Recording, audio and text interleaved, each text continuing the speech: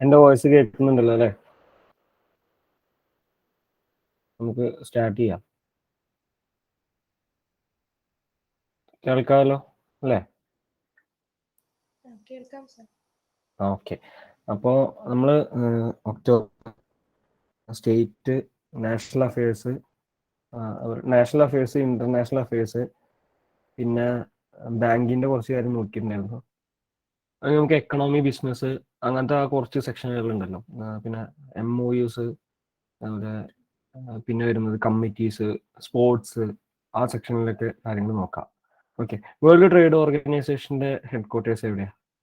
World trade ഓർഗനൈസേഷന്റെ headquarters world trade ഓർഗനൈസേഷന്റെ headquarters എവിടെയാണ്? വേൾഡ് ട്രേഡ് ഓർഗനൈസേഷന്റെ ഹെഡ്ക്വാർട്ടേഴ്സ്? വളരെ എളുപ്പമല്ലേ? International organisation ജനീവയാണ്.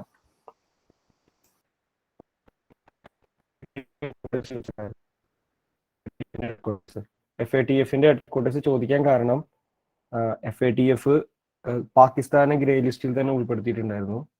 വേറെ 1-2 രാജ്യങ്ങളും കൂടി ഗ്രേ ലിസ്റ്റിൽ ഉൾപ്പെടുത്തിയിട്ടുണ്ടായിരുന്നു. അതുകൊണ്ടാണ് FATFന്റെ ഹെഡ്ക്വാർട്ടേഴ്സ് വെച്ച് ആ ഒരു കറണ്ട് അഫയറിൽ നിന്നാണ് ആ ചോദ്യം വന്നത്. FATFന്റെ ഹെഡ്ക്വാർട്ടേഴ്സ് എവിടെയാ? FATFന്റെ ഹെഡ്ക്വാർട്ടേഴ്സ് യൂറോപ്പിൽ തന്നെയാണ്. വളരെ എളുപ്പമാണ്. FATFന്റെ ഹെഡ്ക്വാർട്ടേഴ്സ് എവിടെയാന്ന് ആലോചിച്ച് നോക്കൂ. അതെ, പാരീസ് ആണ്. ഓക്കെ, ശ്രദ്ധിക്കണം. ഇന്റർനാഷണൽ ഓർഗനൈസേഷനുകളുടെ ഹെഡ്ക്വാർട്ടേഴ്സ് ചോദിക്കും. അതുപോലെ തന്നെ ചിലപ്പോൾ നമ്പർ ഓഫ് മെമ്പർ കൺട്രീസ് ചോദിക്കാറുണ്ട്. നാറ്റോന്റെ കേസ് ചോദിച്ചിട്ടുണ്ടായിരുന്നു. അൽബേനിയയിൽ ഒരു എക്സസൈസ് നടന്നിട്ടുണ്ടായിരുന്നു, എക്സ് ഡിഫൻഡർ എക്സസൈസ്. അൽബേനിയയിൽ നാറ്റോ ആയിരുന്നു അതിന്റെ ലീഡർ ഉണ്ടായിരുന്നു. അപ്പൊ അതിൽ നിന്ന് വന്ന ചോദ്യം നാറ്റോന്റെ എത്ര മെമ്പേഴ്സ് ഉണ്ട് നാറ്റോയിൽ, ഇങ്ങനെ ഇങ്ങനത്തെ കുറച്ച് ക്വസ്റ്റ്യൻസ് ഒക്കെ ചോദിച്ചിട്ടുണ്ടായിരുന്നു. അപ്പോൾ WTO ജനീവയിലാണ്. വേറൊരു WTO ഉണ്ട്, വേൾഡ് ടൂറിസം ഓർഗനൈസേഷൻ. അതെവിടെ അറിയോ ഹെഡ്ക്വാർട്ടേഴ്സ്? World tourism. ഇതൊരു തവണ IBPS POK വെച്ചിട്ടുണ്ടായിരുന്നു. സ്പെയിനിലാണ്. പക്ഷെ നമ്മുടെ രാജ്യം ഒരിക്കലും ഓപ്ഷനിൽ ഉണ്ടായിരിക്കില്ല, സ്ഥലമായിരിക്കും ഓപ്ഷനിൽ ഉണ്ടായിരിക്കും. മാഡ്രിഡ് ആണ്. ഓക്കെ, മാഡ്രിഡിലാണ് വേൾഡ് ട്രേഡ് ഓർഗനൈസേഷൻ. കഴിഞ്ഞ തവണ IBPS POK ചോദിച്ചതാ, വേൾഡ് ട്രേഡ് ഓർഗനൈസേഷൻ. ഓക്കെ. അപ്പോൾ WTOന്റെ ഒരു റിപ്പോർട്ട് വന്നിട്ടുണ്ട്. അതിൽ world global trade volume forecast, ഇതൊന്ന് നോട്ട് ചെയ്ത് വെച്ചാൽ മതി. അതായത് ടോട്ടൽ ഗ്ലോബലിന്റെ ട്രേഡ് ഇത്ര പെർസെൻറ്റേജ് ഇൻക്രീസ് ഉണ്ടാവും എന്ന് പറഞ്ഞിട്ട് ഇവര് പറഞ്ഞിട്ടുണ്ട്. 10.8% ആയിരിക്കുന്നു. 8-ൽ നിന്ന് 10.8%ലേക്ക് അവർ അപ്ഡേറ്റ് ചെയ്തിട്ടുണ്ട്. അവരുടെ ആ ഒരു percentage amount global trade volume for, അതാണ് ന്യൂസ്. അതുമായി ബന്ധപ്പെട്ട് ചോദിക്കാവുന്ന ചോദ്യങ്ങളാണ് ഇതൊക്കെ. ഗ്ലോബൽ ട്രേഡ് വോളിയം ഫോർകാസ്റ്റ് 10.8% ആണ് ഇപ്പോൾ അവർ അപ്ഗ്രേഡ് ചെയ്തിരിക്കുന്നത്. ഒക്ടോബറിലാണ് അപ്ഗ്രേഡ് ചെയ്തത്. ഇനി നമ്മൾ നവംബർ പഠിക്കുമ്പോൾ എന്തെങ്കിലും മാറ്റം ഉണ്ടെങ്കിൽ അത് നമ്മൾ കടന്നു പോകും അതിലൂടെ. 8% നിന്ന് 10.8%. ഓക്കെ. എക്സിം ബാങ്ക് ഉണ്ട്, India Exim bank. India Exim ബാങ്കിന്റെ ഹെഡ്ക്വാർട്ടേഴ്സ് എവിടെയാ? ഇന്ത്യ എക്സിം ബാങ്കിന്റെ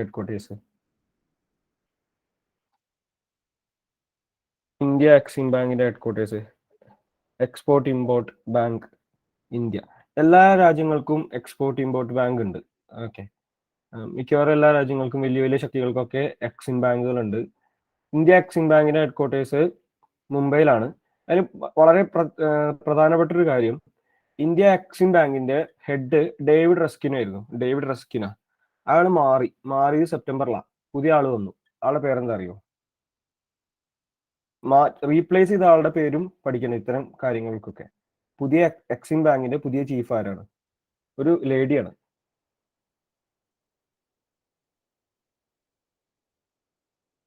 ഇന്ത്യ എക്സിം ബാങ്കിന്റെ പുതിയ ചീഫ്. മുംബൈ ആണ് ഹെഡ്ക്വാർട്ടേഴ്സ്. ഉണ്ടായിരുന്ന ഡേവിഡ് റസ്കിൻ ആയിരുന്നു. കുറെ കാലമായിട്ട് ഡേവിഡ് റസ്കിൻ ആയിരുന്നു. ഞാനൊക്കെ ഫസ്റ്റ് എഴുതുന്ന സമയത്ത് മുതൽ പഠിക്കുന്ന ഡേവിഡ് റസ്കിന പറഞ്ഞിട്ട്. അത് ആള് മാറിപ്പോ. ആള് റീപ്ലേസ് ചെയ്തിട്ട് പുതിയ ആള് റീപ്ലേസ് ചെയ്തിട്ടുണ്ട്. പുതിയ ആള് ഒരു ലേഡിയാണ്. സെപ്റ്റംബറിലാണ് മാറിയത്. എന്താണ് പേര്? അതെ, ഹർഷ ബംഗാരി. ഓക്കെ, ഹർഷ ബംഗാരി. ഇമ്പോർട്ടന്റ് അപ്പോയിന്റ്മെന്റാ. ചോദ്യം വരാൻ സാധ്യതയുണ്ട്. ഹർഷ ബംഗാരി. ഈ ബാങ്കുകളുടെ അപ്പോയിന്റ്മെന്റ്സ് ഒക്കെ ചോദ്യം വരാൻ സാധ്യതയുണ്ട്. മറ്റേ നമ്മുടെ സന്ദീപ് ബക്ഷി ഏതിന്റെ ചീഫാ? MD and CEO Sandeep Bakshi, ICICI bank. അതൊരു ചോദ്യം ഇപ്പൊ അടുത്ത് കഴിഞ്ഞൊരു എക്സാമിന് ചോദിച്ചിട്ടുണ്ടായിരുന്നു. അത് കാരണം അയാളെ റീഅപ്പോയിന്റ് ചെയ്യപ്പെടുകയും ചെയ്തത്. സന്ദീപ് ബക്ഷിനെ റീഅപ്പോയിന്റ് ചെയ്യപ്പെടുകയും ചെയ്തു. അയാൾ തന്നെയാണ് അവിടെ തുടർന്നു നിലനിർത്തുക ചെയ്തത്. അപ്പോൾ ആ ചോദ്യം ചോദിച്ചിട്ടുണ്ടായിരുന്നു ICICI ബാങ്കിന്റെ MD ആൻഡ് CEO. അപ്പോൾ ബാങ്കുകളുടെ പുതിയ ചില ബാങ്കുകൾ കണ്ടാൽ തന്നെ നമുക്കറിയാം ഇതൊക്കെ ചോദിക്കാൻ സാധ്യത കൂടുതലാണ്. അപ്പോൾ ബാങ്കുകളുടെ വരുന്ന സമയത്ത് ശ്രദ്ധിക്കണം, വളരെ ഇമ്പോർട്ടന്റ് ആണ്. ഓക്കെ, വേൾഡ് ട്രേഡ് ഓർഗനൈസേഷനിൽ 194 മെമ്പേഴ്സ് ഉണ്ട്. വേൾഡ് ട്രേഡ് ഓർഗനൈസേഷനിൽ 164 മെമ്പേഴ്സ് ആണ് ഉള്ളത്. അതിന്റെ ഹെഡ് മാർച്ചിലാണ് മാറിയത്. ഈ മാർച്ചിലായിരുന്നു മാറിയത്, ഇപ്പൊ കഴിഞ്ഞ മാർച്ചിൽ. ഇപ്പൊ 1 വർഷം ആവാറായി. എൻഗോസി ഒക്കോഞ്ചോ ഇവിയാള പറഞ്ഞിട്ട് ലേഡിയാണ്. First lady to lead world trade organisation ആണ്. First lady and also first African, ആദ്യത്തെ ആഫ്രിക്കൻ കൂടിയാണ് എൻഗോസി ഒക്കോഞ്ചോ ഇവിയാള. അതിന്റെ ഹെഡ് ഡയറക്ടർ ജനറൽ എന്ന് പറയും. ഏത് രാജ്യക്കാരിയാണെന്ന് അറിയോ? Ngozi Okonjo ഇവിയാള. എൻഗോസി ഒക്കോഞ്ചോ ഇവിയാള ഏത് രാജ്യക്കാരിയാണെന്ന് അറിയോ? എൻഗോസി ഒക്കോഞ്ചോ ഇവിയാള ഒരു ആഫ്രിക്കൻ കൺട്രിയാണ്, ആഫ്രിക്കക്കാരിയാണ്. ആദ്യത്തെ ആഫ്രിക്കൻ ആണ് WTO ഹെഡ് ചെയ്യുന്നത്. അതുപോലെ തന്നെ ഫസ്റ്റ് ലേഡിയാണ് WTO ഹെഡ് ചെയ്യുന്നത്. നൈജീരിയക്കാരി. ഇത് ആ സമയത്ത് ഇമ്പോർട്ടന്റ് ആയിരുന്നു. മാർച്ചിലാണ് ഈ അപ്പോയിന്റ്മെന്റ് വന്നത്. March 1 മറ്റേ അപ്പോയിന്റ്മെന്റ് വന്നത്. ആ സമയത്ത് വളരെ ഇമ്പോർട്ടന്റ് ആയിരുന്നു. പക്ഷെ ചോദ്യങ്ങളൊന്നും വന്നിട്ടുണ്ടായിരുന്നില്ല. ഇപ്പൊ മാർച്ച് കഴിഞ്ഞിട്ട് ഏകദേശം 9 മാസങ്ങളായി. എന്ന് വെച്ചാൽ ചിലപ്പോ കുറച്ച് പിന്നിലോട്ട് പോവുകയാണെങ്കിൽ ഇങ്ങനത്തെ ചോദ്യങ്ങളൊക്കെ വരും. ശ്രദ്ധിക്കേണ്ട കാര്യം, ഞാൻ ഈ ക്വസ്റ്റ്യൻ ഇങ്ങനെ പറയാൻ കാരണം, ഒരു തവണ ഇന്റർ പാർലമെന്ററി യൂണിയൻ എന്ന് പറഞ്ഞിട്ടൊരു ഒരു ഇന്റർനാഷണൽ ഓർഗനൈസേഷൻ ഉണ്ട്. അതിന്റെ ഹെഡ് മാറി. അതിന്റെ ഹെഡ് ഡുവർട്ടെ പച്ചാക്കോ എന്ന് പറഞ്ഞിട്ട് ഒരാൾ ആയിട്ട് വന്നു. ആ സമയത്ത് ചോദിച്ചത് അയാൾ ഏത് രാജ്യക്കാരനായിരുന്നു എന്നിട്ട് ചോദിച്ചിട്ടുണ്ടായിരുന്നു. അയാൾ ഏത് രാജ്യക്കാരനായിരുന്നു? അയാൾ മെക്സിക്കൻ ആയിരുന്നു. അല്ല, പോർച്ചുഗീസ് ആയിരുന്നു. മെക്സിക്കൻ അല്ല, പോർച്ചുഗീസ് ആയിരുന്നു ഡുവർട്ടെ പച്ചാക്കോ. അപ്പോ ഈ വലിയ ഇന്റർനാഷണൽ ഓർഗനൈസേഷനുകളുടെ ഹെഡുകൾ മാറുന്ന സമയത്ത് അവർ ഏത് രാജ്യക്കാരാണെന്ന് ചോദ്യങ്ങൾ വരാറുണ്ട്. അപ്പൊ അതുകൊണ്ടാണ് അത് പറഞ്ഞത്. അങ്ങനത്തെ ചോദ്യങ്ങളും പ്രതീക്ഷിക്കാം. അപ്പൊ അതിൽ നിന്ന് റിലേറ്റഡ് ഫാക്ട് ആണ്. അതിപ്പോ അന്റോണിയോ ഗുട്ടറസ് വീണ്ടും ഡയറക്ടർ ജനറൽ ആയത് ഇപ്പോഴാണ്. അന്റോണിയോ ഗുട്ടറസ് UN ചീഫ് ആയത് ഇപ്പൊ ആദ്യം 2022 മുതൽ 5 വർഷത്തേക്ക് ഓക്കെ ആയിട്ടുണ്ട്. അന്റോണിയോ ഗുട്ടറസ് ഏത് രാജ്യക്കാരനാ?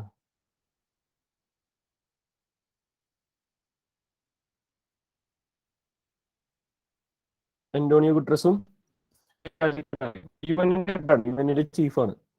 യുഎന്നിന്റെ ചീഫാണ്.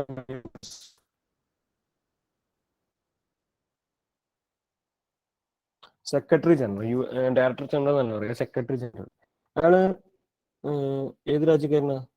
അന്റോണിയോ ഗുട്ടറസ് പോർച്ചുഗീസുകാരനാ. പോർച്ചുഗീസ്. Okay, Portuguese. വേറെ അങ്ങനെ ഇമ്പോർട്ടന്റ് ആയിട്ട് വലിയ അപ്പോയിന്റ്മെന്റ്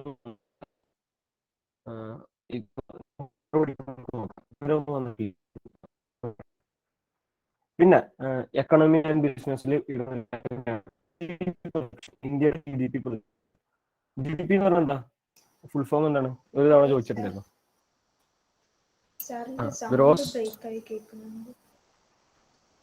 അതെയോ? ഇപ്പോഴോ?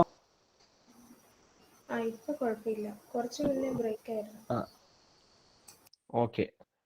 GDPയുടെ ഫുൾ ഫോം എന്താ? GDP gross domestic product. അതെ, അത് ചോദിച്ചിട്ടുണ്ട് കേട്ടോ ഒരു തവണ. GNP ഉണ്ട്. പിന്നെ GNP gross national product.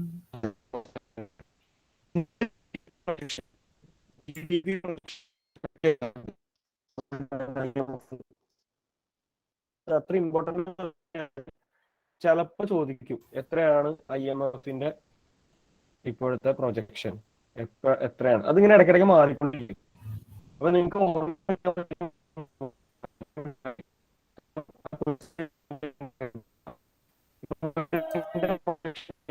Voice break ആണ്, കേൾക്കുന്നില്ല. വോയിസ് ബ്രേക്ക് ആയതുകൊണ്ട് ക്ലിയർ ആവുന്നില്ല.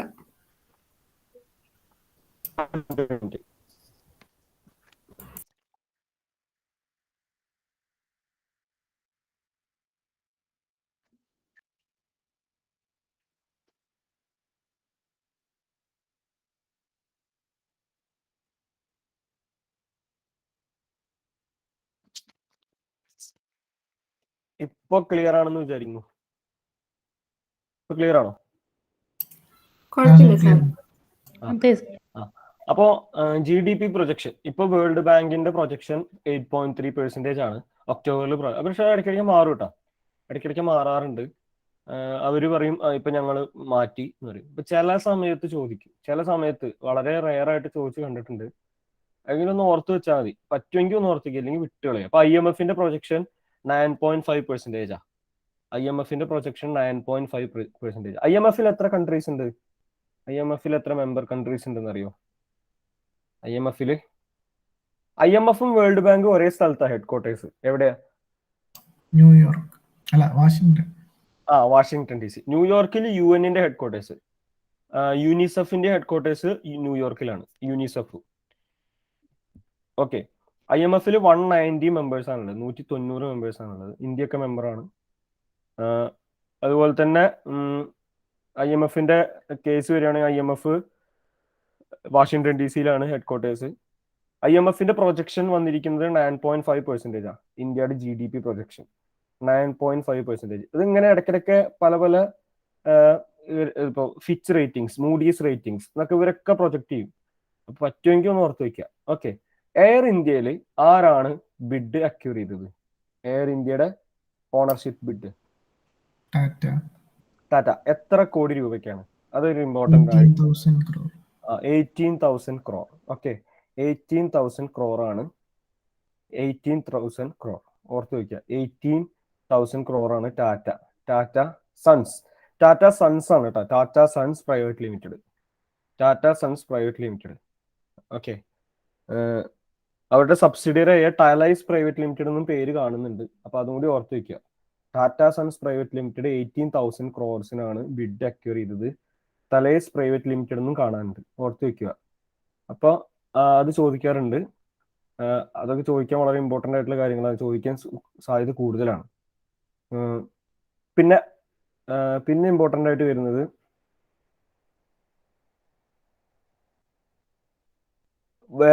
മറ്റേ വോഡഫോൺ ഐഡിയയും L&Tയും കൂടിയിട്ട് 5G based smart city solutions test ചെയ്യാൻ വേണ്ടിയിട്ടുള്ളൊരു MOU സൈൻ ചെയ്തിട്ടുണ്ട്. ജസ്റ്റ് ഒന്ന് ഓർത്ത് വെച്ചാൽ മതി, വോഡഫോൺ ഐഡിയയും L&Tയും. ഇപ്പൊ ഗ്രേഡപ്പിനെ അക്യൂർ ചെയ്തതാ, ഗ്രേഡപ്പിനെ ബൈജൂസ്. ഇങ്ങനത്തെ കുറെ കാര്യങ്ങളൊക്കെ ചോദിക്കാറുണ്ട്. അതായത് ഈ കമ്പനീസിനെ ആരാണ് അക്യൂർ ചെയ്തത്, ആ കമ്പനീനെ ആരാണ് അക്യൂർ ചെയ്തത്, അതും എല്ലാം ഒന്നും ചോദിക്കില്ല. ഇപ്പൊ ഫ്ലിപ്കാർട്ട് ആരുടെ ഓണർഷിപ്പിലാണെന്ന് അറിയോ? ഫ്ലിപ്കാർട്ട് വാൾമാർട്ടിന്റെ ഓണർഷിപ്പിലാണ്. ഇപ്പോ ഒരു തവണ ഇപ്പൊ ഫേസ്ബുക്കിന്റെ പുതിയ പാരന്റ് കമ്പനി ഏതാണ്?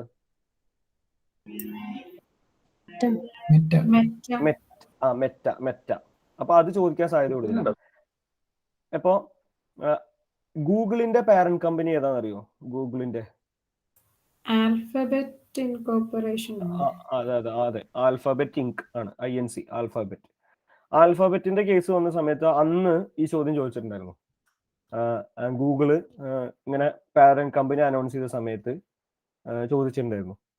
അപ്പോ പിന്നെ അതുപോലെ തന്നെ മൈക്രോസോഫ്റ്റിന്റെ ചെയർമാൻ ആരാന്നറിയോ? പുതിയ ചെയർമാൻ, CEO ആരാന്ന് നമുക്കറിയാം, പക്ഷെ ചെയർമാൻ ആരാണ്? മൈക്രോസോഫ്റ്റിന്റെ പുതിയ ചെയർമാൻ CEO ആരാണ്? സുന്ദർ പിച്ചായ് മൈക്രോസോഫ്റ്റിന്റെ ആണോ?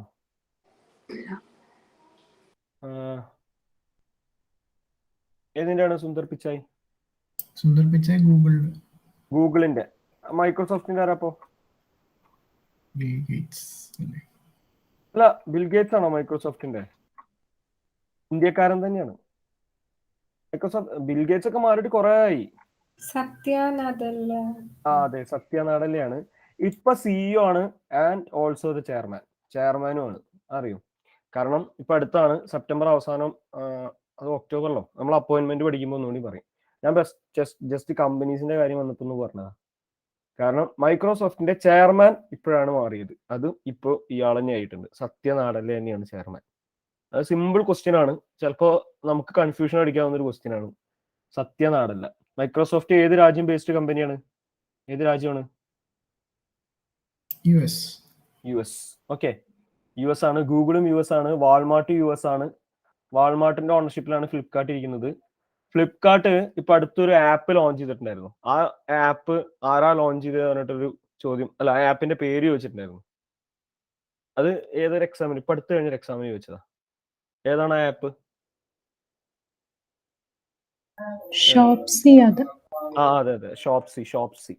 അതിനെ പറ്റി ചോദിച്ചിട്ടുണ്ടായിരുന്നു. അതുപോലെ രാജ്യങ്ങൾ ചോദിക്കും ചിലപ്പോ. ഇപ്പൊ ഈ കമ്പനിയുടെ ഏത് രാജ്യം ബേസ്ഡ് ആണ്. ഇപ്പൊ സാംസങ് ഏത് രാജ്യം ബേസ്ഡ് കമ്പനിയാണ്? Foldable smart phones, south Korea. South കൊറിയയാണ്. ഫോൾഡബിൾ സ്മാർട്ട് ഫോൺസ് കൊണ്ടുവന്നത് സാംസങ് ആണ്. എന്താണ് അതിന്റെ പേര്, ആ മോഡലിന്റെ പേര്?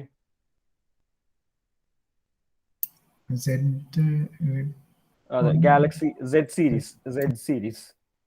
ആലിയ ഭട്ടാണ് അതിലെ ഇന്ത്യയിലെ ബ്രാൻഡ് അംബാസിഡർ. ആലിയ ഭട്ട്, അത് ഓർത്ത് വയ്ക്കുക. അപ്പൊ അവർ ഏത് രാജ്യക്കാരാണെന്ന് ചിലപ്പോൾ ചോദിക്കും. ഇപ്പൊ കിയയുടെ കേസ് ചോദിച്ചിട്ടുണ്ടായിരുന്നു നബാർഡിന്റെ എക്സാമിന്. ഞാൻ പറഞ്ഞിട്ടുണ്ടായിരിക്കും, സോണറ്റും സെൽട്ടോസും കിയയുടെ മോഡലുകളാണ്, കാറുകളുടെ മോഡലുകളാണ്. ഏറ്റവും കൂടുതൽ കഴിഞ്ഞ ക്വാർട്ടറിൽ ഏറ്റവും കൂടുതൽ ഇന്ത്യയിൽ വിറ്റഴിഞ്ഞ കാർ എന്നാണ് അറിയപ്പെടുന്നത്. അപ്പോൾ ആ ഒരൊറ്റ കറണ്ട് അഫെയറിന് ചോദിച്ച ചോദ്യം കിയ ഏത് രാജ്യത്ത് നിന്ന് വരുന്ന ഒരു കമ്പനിയാണ് എന്ന് ചോദിച്ചു. അപ്പൊ കിയ സൗത്ത് കൊറിയൻ ആണ്. കിയ സൗത്ത് കൊറിയൻ ആണ്. ഓക്കെ. അഡിഡാസ് ഏത് രാജ്യക്കാരൻ? അഡിഡാസിന്റെ പുതിയ എന്താണ് അഡിഡാസിന്റെ ബ്രാൻഡ് അംബാസഡർ? നമ്മൾ പറഞ്ഞിട്ടുണ്ടാവുമല്ലോ, ഒക്ടോബറിലാണ്. Global brand ambassador of Adidas.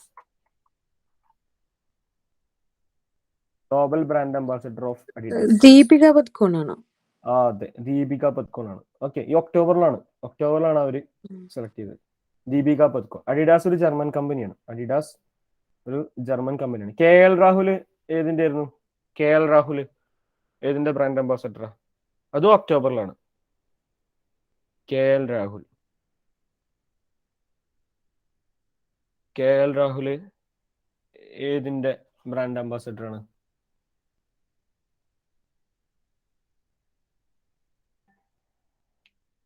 റിയൽമിയുടെ brand അംബാസഡറാ. Realme ഏത് രാജ്യം?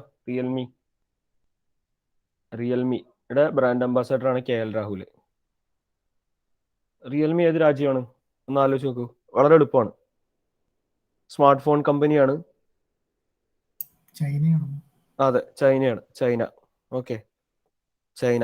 അഡീഡാസിന്റെ ഗ്ലോബൽ ബ്രാൻഡ് അംബാസഡർ. അപ്പൊ കുറച്ചും കൂടി ഇമ്പോർട്ടന്റ് ആണ്. അപ്പൊ ചോദ്യങ്ങൾ വരും. ഇപ്പൊ സ്റ്റേ ഇൻ പ്ലേ ക്യാമ്പയിൻ അത് ഒരു 2-3 മാസം മുൻപ് ആ ഒളിമ്പിക്സിന്റെ സമയത്ത് ഓഗസ്റ്റിലാണ് വന്നത്. സ്റ്റേ ഇൻ പ്ലേ ക്യാമ്പയിൻ അത് ഏത് കമ്പനിയുടെ അറിയാലോ? സ്റ്റേ ഇൻ പ്ലേ ക്യാമ്പയിൻ അഡീഡാസിന്റെ ഒരു ക്യാമ്പയിനാണ്. അത് സ്ത്രീകൾക്ക് വേണ്ടിയിട്ട് കൊണ്ടുവന്നൊരു ക്യാമ്പയിനാണ്. അതിന്റെ മറ്റേ phase of stay in play campaign എന്ന് പറഞ്ഞിട്ട് ഒരാളെ, ഒളിമ്പിക്സിന് മെഡൽ കിട്ടിയ ഒരാളെ സെലക്ട് ചെയ്തിട്ടുണ്ടായിരുന്നു ഇന്ത്യയിൽ. ആരായിരുന്നു അത്? Stay in play campaign. ആ ചോദ്യം ചോദിച്ചിട്ടുണ്ടായിരുന്നു. സ്റ്റേ ഇൻ പ്ലേ ക്യാമ്പയിൻ ഏത് കമ്പനി? എക്സാമിന് എനിക്ക് തോന്നുന്നു SBI ക്ലർക്ക് മെയിൻസിനായിരുന്നു ചോദിച്ചതെന്നാണ് എൻ്റെ ഓർമ്മ. SBI clerk mains. Stay in play campaign Adidas ആണ്. അപ്പോൾ സ്റ്റേ ഇൻ പ്ലേ ക്യാമ്പയിന്റെ face of stay in play campaign എന്ന് പറഞ്ഞിട്ട് ഒരാളെ സെലക്ട് ചെയ്തിട്ടുണ്ടായിരുന്നു. ഇത് ഓഗസ്റ്റിലാണ്,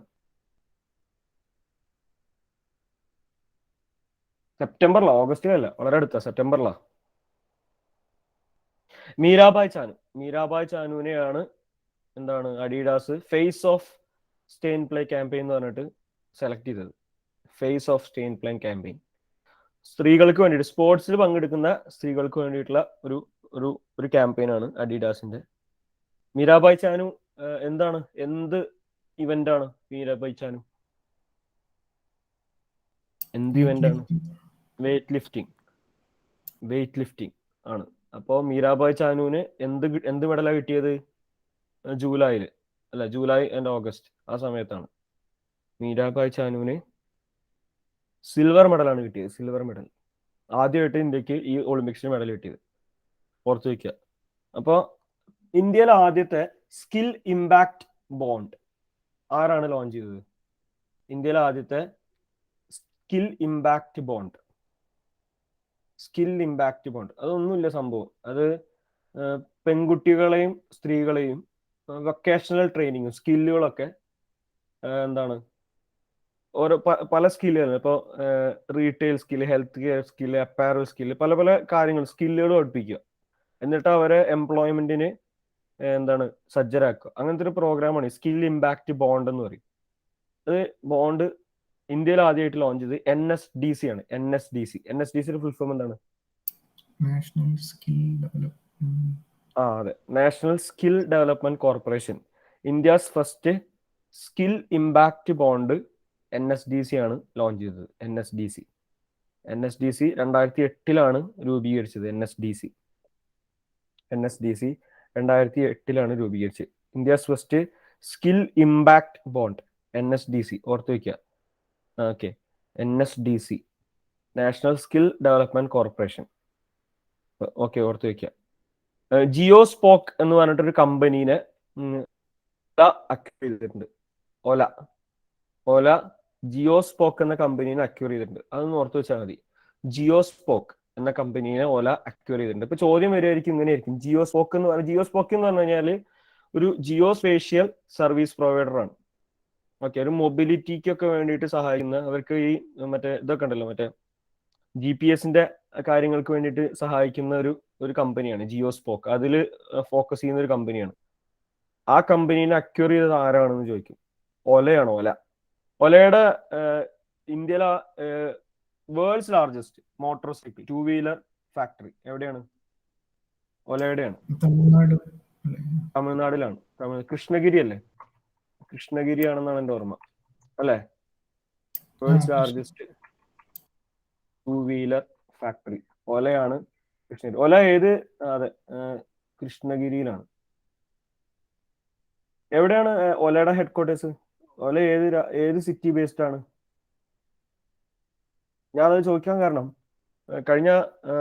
കഴിഞ്ഞ SBI ക്ലർക്ക് മെയിൻസിന് കഴിഞ്ഞ 2020 ചോദിച്ച ചോദ്യം സീറം ഇൻസ്റ്റിറ്റ്യൂട്ട് ഓഫ് ഇന്ത്യ ഏത് സിറ്റി ബേസ്ഡ് കമ്പനിയാണെന്ന് ചോദിച്ചിട്ടുണ്ടായിരുന്നു. ഏത് സിറ്റി ബേസ്ഡ് ആണ്? Serum institute of India Pune based ആണ്. അതെ, പൂനെയാണ്. അത് കാരണം എന്താ വെച്ചാൽ നമ്മൾ പഠിക്കുന്ന ന്യൂസിൽ നമ്മളിതൊന്നും ശ്രദ്ധിക്കില്ല. നമ്മൾ വെറുതെ എന്താണ് ചോദ്യം വന്നത് എന്താ വെച്ചാല് അസ്ട്രാസെങ്ക, സീറം ഇൻസ്റ്റിറ്റ്യൂട്ട് ഓഫ് ഇന്ത്യ, ഇങ്ങനെയുള്ള എന്തോ ഒരു ചോദ്യം, ഒരു കറണ്ട് അഫയർ ആണ് വന്നത്. അപ്പൊ അവർ ആ കറണ്ട് അഫയറിൽ പ്രത്യേകം കൊടുത്തിട്ടുണ്ട്. ഇപ്പൊ നമ്മുടെ അഫയേഴ്സ് ക്ലൗഡൊക്കെ കമ്പൈൽ ചെയ്യുന്നത് എവിടെ നിന്നാണ്? ഇപ്പൊ പ്രസ് ഇൻഫോർമേഷൻ ബ്യൂറോ PIBയുടെ സൈറ്റ് ഉണ്ട്, അതുപോലെ ഹിന്ദു, അവരിൽ നിന്ന് നമുക്ക് കമ്പൈൽ ചെയ്ത് തരുവാണ്. അപ്പൊ നമ്മൾ കമ്പയർ ചെയ്യുന്ന സമയത്ത് അവര് അതേ സെന്റൻസ് ആവും യൂസ് ചെയ്യുന്നുണ്ടായിരിക്കും. ചില സമയത്തൊക്കെ ഞാൻ ശ്രദ്ധിച്ചിട്ടുണ്ട്, ചില സമയത്തൊക്കെ ന്യൂസിന്റെ അതേ സെന്റൻസ് ആണ് യൂസ് ചെയ്യുന്നത്. അപ്പൊ ആ സമയത്ത് അവര് ആ ന്യൂസിൽ കറക്റ്റ് ആയിട്ട് കൊടുത്തിട്ടുണ്ടായിരിക്കും. Pune based serum institute of India partnered with എന്ന് പറഞ്ഞിട്ട് ഇങ്ങനെ ഉണ്ടായിരിക്കും.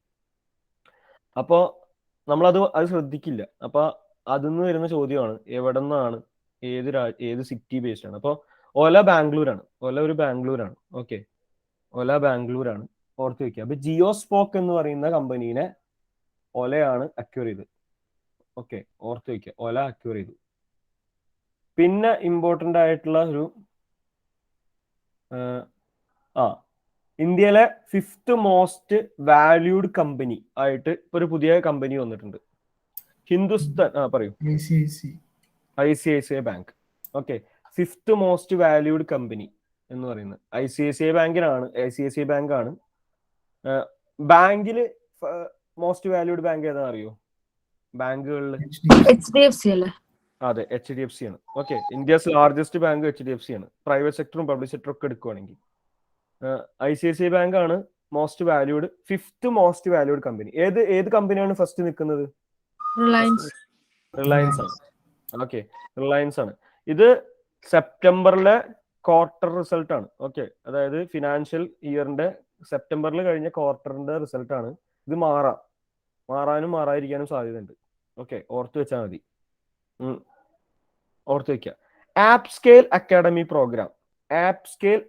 Programme ministry of electronics and information technology ആണ്. അവരുടെ ഒരു സ്റ്റാർട്ടപ്പ് ഹബ്ബും ആരുമായിട്ട് പാർട്ട്ണർ ചെയ്തിട്ടാണ് ആപ്പ് സ്കെയിൽ അക്കാഡമി പ്രോഗ്രാം ഇന്ത്യയിൽ കൊണ്ടുവരുന്നത്. App scale academy programme Google. ഈ ചോദ്യം വളരെ ഇമ്പോർട്ടൻ്റ് ആണ്. ഇങ്ങനത്തെ ക്വസ്റ്റ്യൻസ് വളരെയധികം ചോദിക്കാറുണ്ട്. ഇപ്പൊ ഗൂഗിള്, മൈക്രോസോഫ്റ്റ്, അതുപോലെ വാട്സാപ്പ്, IBM ഇങ്ങനത്തെ കുറെ കമ്പനീസ് ഒക്കെ ഇന്ത്യയിലൊക്കെ വല്ല വുമൺ ഓൺടർപ്രണർഷിപ്പ് പ്രോഗ്രാം അല്ലെങ്കിൽ ചൈൽഡ് ഓൺടർപ്രണർഷിപ്പ് പ്രോഗ്രാം എന്നൊക്കെ പറഞ്ഞിട്ട് ഓരോ പ്രോഗ്രാം ഗവൺമെന്റിന്റെ ഏതെങ്കിലും ഒരു ഏജൻസി ആയിട്ടൊക്കെ ബന്ധപ്പെട്ടൊക്കെ തുടങ്ങും. അപ്പൊ അതിന് ചോദിക്കാറുണ്ട് ഇത് ആരാണ് തുടങ്ങിയത്, ഇത് ആരാണ് തുടങ്ങുന്നത്. അപ്പോൾ ആപ്പ് സ്കെയിൽ അക്കാഡമി ശ്രദ്ധിക്കുക, app scale academy ministry of electronics and information technology ആണ്. ഏത് മിനിസ്ട്രിയാന്ന് ചോദിക്കും, അത് ഇമ്പോർട്ടൻ്റ് ആണ്. അവരുടെ സ്റ്റാർട്ടപ്പ് ഹബ് ഉണ്ട്, ministry of electronics and information ടെക്നോളജിയുടെ സ്റ്റാർട്ടപ്പ് ഹബ് എന്ന് പറയും. Startup hub ministry of electronics and information technology plus Google ആണ് കൊണ്ടുവരുന്നത്. എന്താണ്? സ്റ്റാർട്ടപ്പുകളെ ട്രെയിൻ ചെയ്യാനുള്ള ഒരു പ്രോഗ്രാമാണ് ആപ്പ് സ്കെയിൽ അക്കാഡമി. സ്റ്റാർട്ടപ്പുകളെ ട്രെയിൻ ചെയ്യാനുള്ള ഒരു പ്രോഗ്രാമാണ്. ഓക്കെ, സ്റ്റാർട്ടപ്പുകളെ ട്രെയിൻ ചെയ്യാനുള്ള പ്രോഗ്രാമാണ്. ഓക്കെ, ഫേസ്ബുക്കിന്റെ പുതിയ മെറ്റ, അത് നമ്മൾ പറഞ്ഞു, റീബ്രാൻഡ് ചെയ്തത് മെറ്റ. ഒരു ഗ്രീക്ക് വേർഡാണ് മെറ്റ, ഓർത്ത് വെക്കുക. മെറ്റ ഒരു ഗ്രീക്ക് വേർഡാണ്. എന്താണ് മീനിങ്? മീനിങ് എന്താണ്?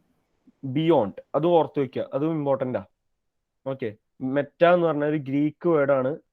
ബിയോണ്ട് എന്നാണ് അതിന്റെ എന്താ പറയുക അർത്ഥം. ബിയോണ്ട് എന്നാണ് അർത്ഥം. ബിയോണ്ട്. CEO, ചെയർമാൻ, ഫൗണ്ടർ എല്ലാം മാർക്ക് സക്കർബർഗ് ആണ്. ഹെഡ് ക്വാർട്ടേഴ്സ് കാലിഫോർണിയ ആണ്. ഓക്കെ, ഹെഡ് ക്വാർട്ടേഴ്സ് കാലിഫോർണിയ ആണ്.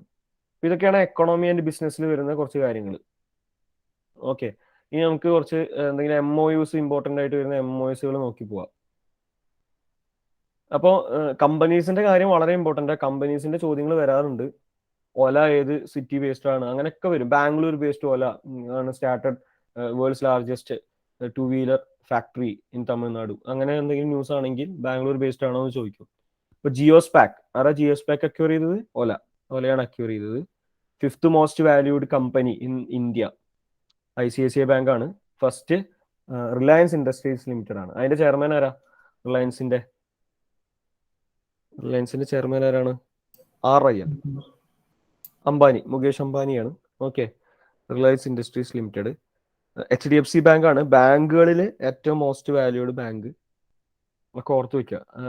അങ്ങനെ കമ്പനീസുമായി ബന്ധപ്പെട്ട ക്വസ്റ്റ്യൻസ് ചോദിക്കാറുണ്ട്. App scale academy programme ministry of electronics and information technology, അവരുടെ സ്റ്റാർട്ടപ്പ് ഹബ്ബും പ്ലസ് ഗൂഗിളും ആണ് സ്റ്റാർട്ട് ചെയ്യുന്നത്. ഓക്കെ, ഓർത്ത് വയ്ക്കുക. പിന്നെ MOUsൽ ഇമ്പോർട്ടൻ്റ് ആയിട്ട് വരുന്നത്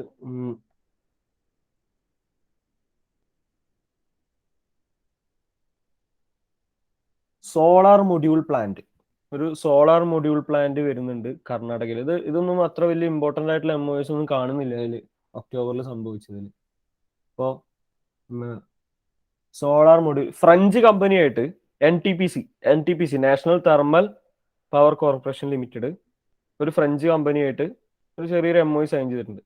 അപ്പോൾ ഇത് ഇത്ര വലിയൊരു ഒരു MOU അല്ല, ജസ്റ്റ് ഒന്ന് വായിച്ചു പോയാൽ നിങ്ങൾക്ക് ആ PDF ഒന്ന് വായിച്ചു പോകുന്ന MOUs ഉള്ളു. അത്ര ഇമ്പോർട്ടൻ്റ് അല്ല. ഇതിലിപ്പോൾ കാണുന്ന MOUs ഒക്കെ വളരെ സിമ്പിൾ ആയിട്ടുള്ള MOUs, ഒന്നും ചോദ്യങ്ങൾ വരാൻ സാധ്യത കുറവാണ്. ഇപ്പോൾ ഇന്ത്യ ഇപ്പോൾ 2015 ഒരു ഭൂകമ്പം നടന്നിട്ടുണ്ടായിരുന്നു. എവിടെ നടന്നറിയോ? 2015 2015 ജപ്പാനിലാണോ? അല്ല, ജപ്പാനിലല്ല. അത് ഭയങ്കര വലിയൊരു ഭൂകമ്പം നടന്നത്. ഭക്തപൂർ എന്ന് പറഞ്ഞ സ്ഥലമൊക്കെ ആകെ നശിച്ചു പോവുകയും ചെയ്തു ആ സമയത്ത്. ആരുടെ? നേപ്പാൾ. അതെ, നേപ്പാളാണ്. അപ്പൊ ഇന്ത്യ കുറെ സ്കൂളുകള്, പിന്നെ അതുപോലെ തന്നെ ഇതൊക്കെ ഇപ്പൊ ഇതൊക്കെ മറ്റേ നശിച്ചു പോയ സംഭവങ്ങളൊക്കെ തിരിച്ച് അതുപോലെ സംരക്ഷിക്കുക, അതൊക്കെ പണിത് കൊടുക്കുക, പുനർനിർമ്മിക്കുക, ഇങ്ങനത്തെ കുറെ MOUs ഒക്കെ ചെയ്തിട്ടുണ്ട്. അപ്പോൾ ആ സൈനൊക്കെ ചോദിക്കും, അങ്ങനത്തെ MOUs സൈൻ ചെയ്ത് ചോദിക്കും. അതുപോലെ വേറെ കുറെ MOUs ആണ്. ഇപ്പോൾ പോർട്ടുകൾ ഏറ്റെടുക്കുക. അപ്പോൾ ശ്രീലങ്കയിലുള്ള ഒരു പോർട്ട് ഇന്ത്യ ഏറ്റെടുക്കുക, എന്നിട്ട് അത് ഇന്ത്യ നടത്തുക. അങ്ങനത്തെ കുറെ ന്യൂസുകൾ കാണാറുണ്ട്. അതൊക്കെ ചോദിക്കും. ഇപ്പോൾ INS സിന്ധുവീർ ഇന്ത്യ ഒരാൾക്ക് ഗിഫ്റ്റ് ചെയ്തു. ആർക്കാ ഗിഫ്റ്റ് ചെയ്തത്? INS സിന്ധുവീർ ഒരു MOU സൈൻ ചെയ്തിട്ടാണ് ഗിഫ്റ്റ് ചെയ്തത്. ഇപ്പോഴല്ല, ആർക്കാണ് ഗിഫ്റ്റ് ചെയ്തതെന്ന് പറഞ്ഞാൽ മതി. അത് കഴിഞ്ഞ ഡിസംബറിലാണ്.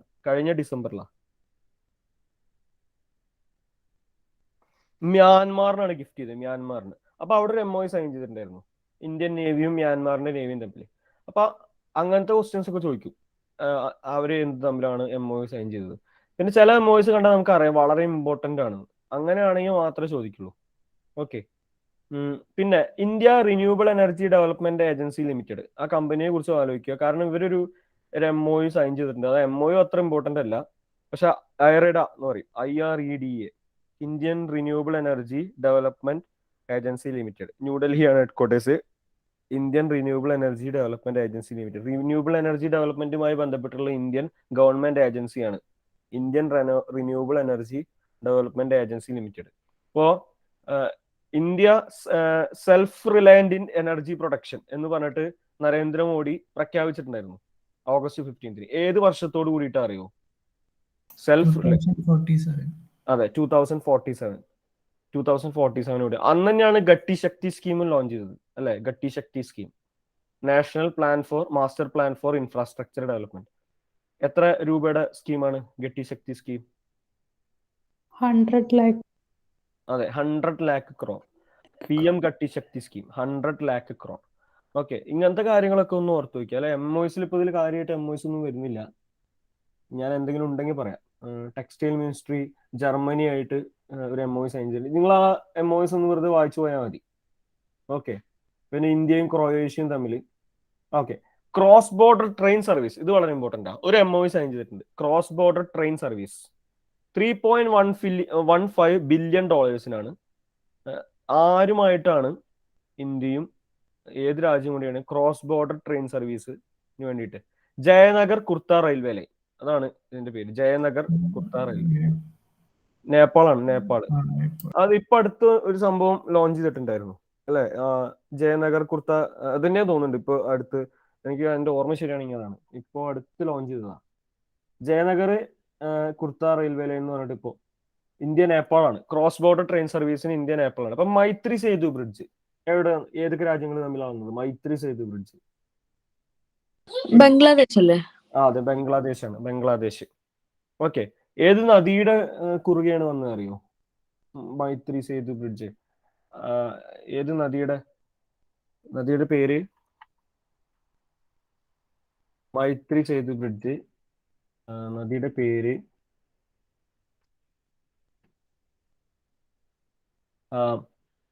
മറ്റേ നമ്മുടെ ഗോവയിൽ കിട്ടുന്ന വാറ്റ്, അതിന്റെ പേരാണ് പെനിയോ? ഫെനി ഫെനി ഫെനി ഫെനി ഫെനി പെനിയാ. ഫെനി ഫെനി റിവറിന്റെ മുകളിലാണ് മൈത്രി സേതു ബ്രിഡ്ജ് വന്നിരിക്കുന്നത്. ഓക്കെ, അപ്പൊ ഇതൊക്കെ ചോദിക്കും. അപ്പൊ ഇവിടെ വന്നിരിക്കുന്നത് ഇന്ത്യയും നേപ്പാളും തമ്മിൽ ക്രോസ് ബോർഡർ ട്രെയിനിന് വേണ്ടിയിട്ട്. അത് നമുക്ക് ആലോചിച്ചാൽ അറിയാവുന്നുള്ളത്. ഒന്നെങ്കിൽ ഇന്ത്യ നേപ്പാൾ ആയിരിക്കും, ഇന്ത്യ ബംഗ്ലാദേശ്, അങ്ങനെ എന്തെങ്കിലുമൊക്കെ ആയിരിക്കും.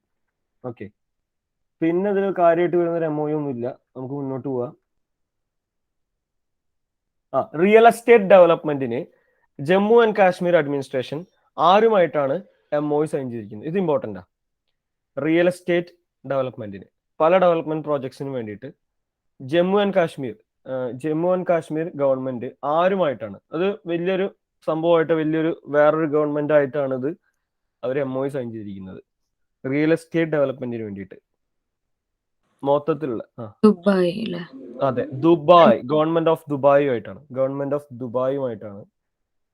റിയൽ എസ്റ്റേറ്റ് ഡെവലപ്മെന്റിന് വേണ്ടിയിട്ട് MOE സൈൻ ചെയ്തിരിക്കുന്നത്. ദുബായ് എന്ന് പറയുമ്പോൾ ഒരു ബാങ്ക് ഉണ്ട് ദുബായിൽ. ആദ്യമായിട്ട് അവിടെ NPCIയുടെ ഇന്റർനാഷണൽ വിംഗ് ആയിട്ട് UPI ബേസ്ഡ് പേയ്മെന്റ് UAE കൊണ്ടുവന്ന ബാങ്ക് ഏതാണ് ബാങ്ക്?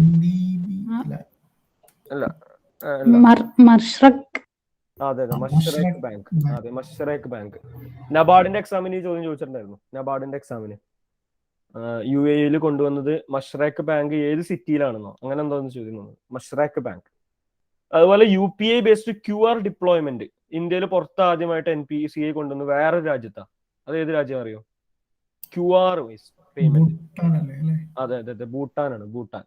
NPCIയുടെ ഇന്റർനാഷണൽ വിങ് ആണ്, NPCI ഇന്റർനാഷണൽ. അവരാണ് കൊണ്ടുവന്നത്. UAE ആദ്യമായിട്ട് UPI ബേസ്ഡ് പേയ്മെന്റ്സ് കൊണ്ടുവന്നത് മഷ്റഖ് ബാങ്ക് ആയിട്ട് ടൈപ്പിലാണ്. ദുബായ് ബേസ്ഡ് ബാങ്ക് ആണ്.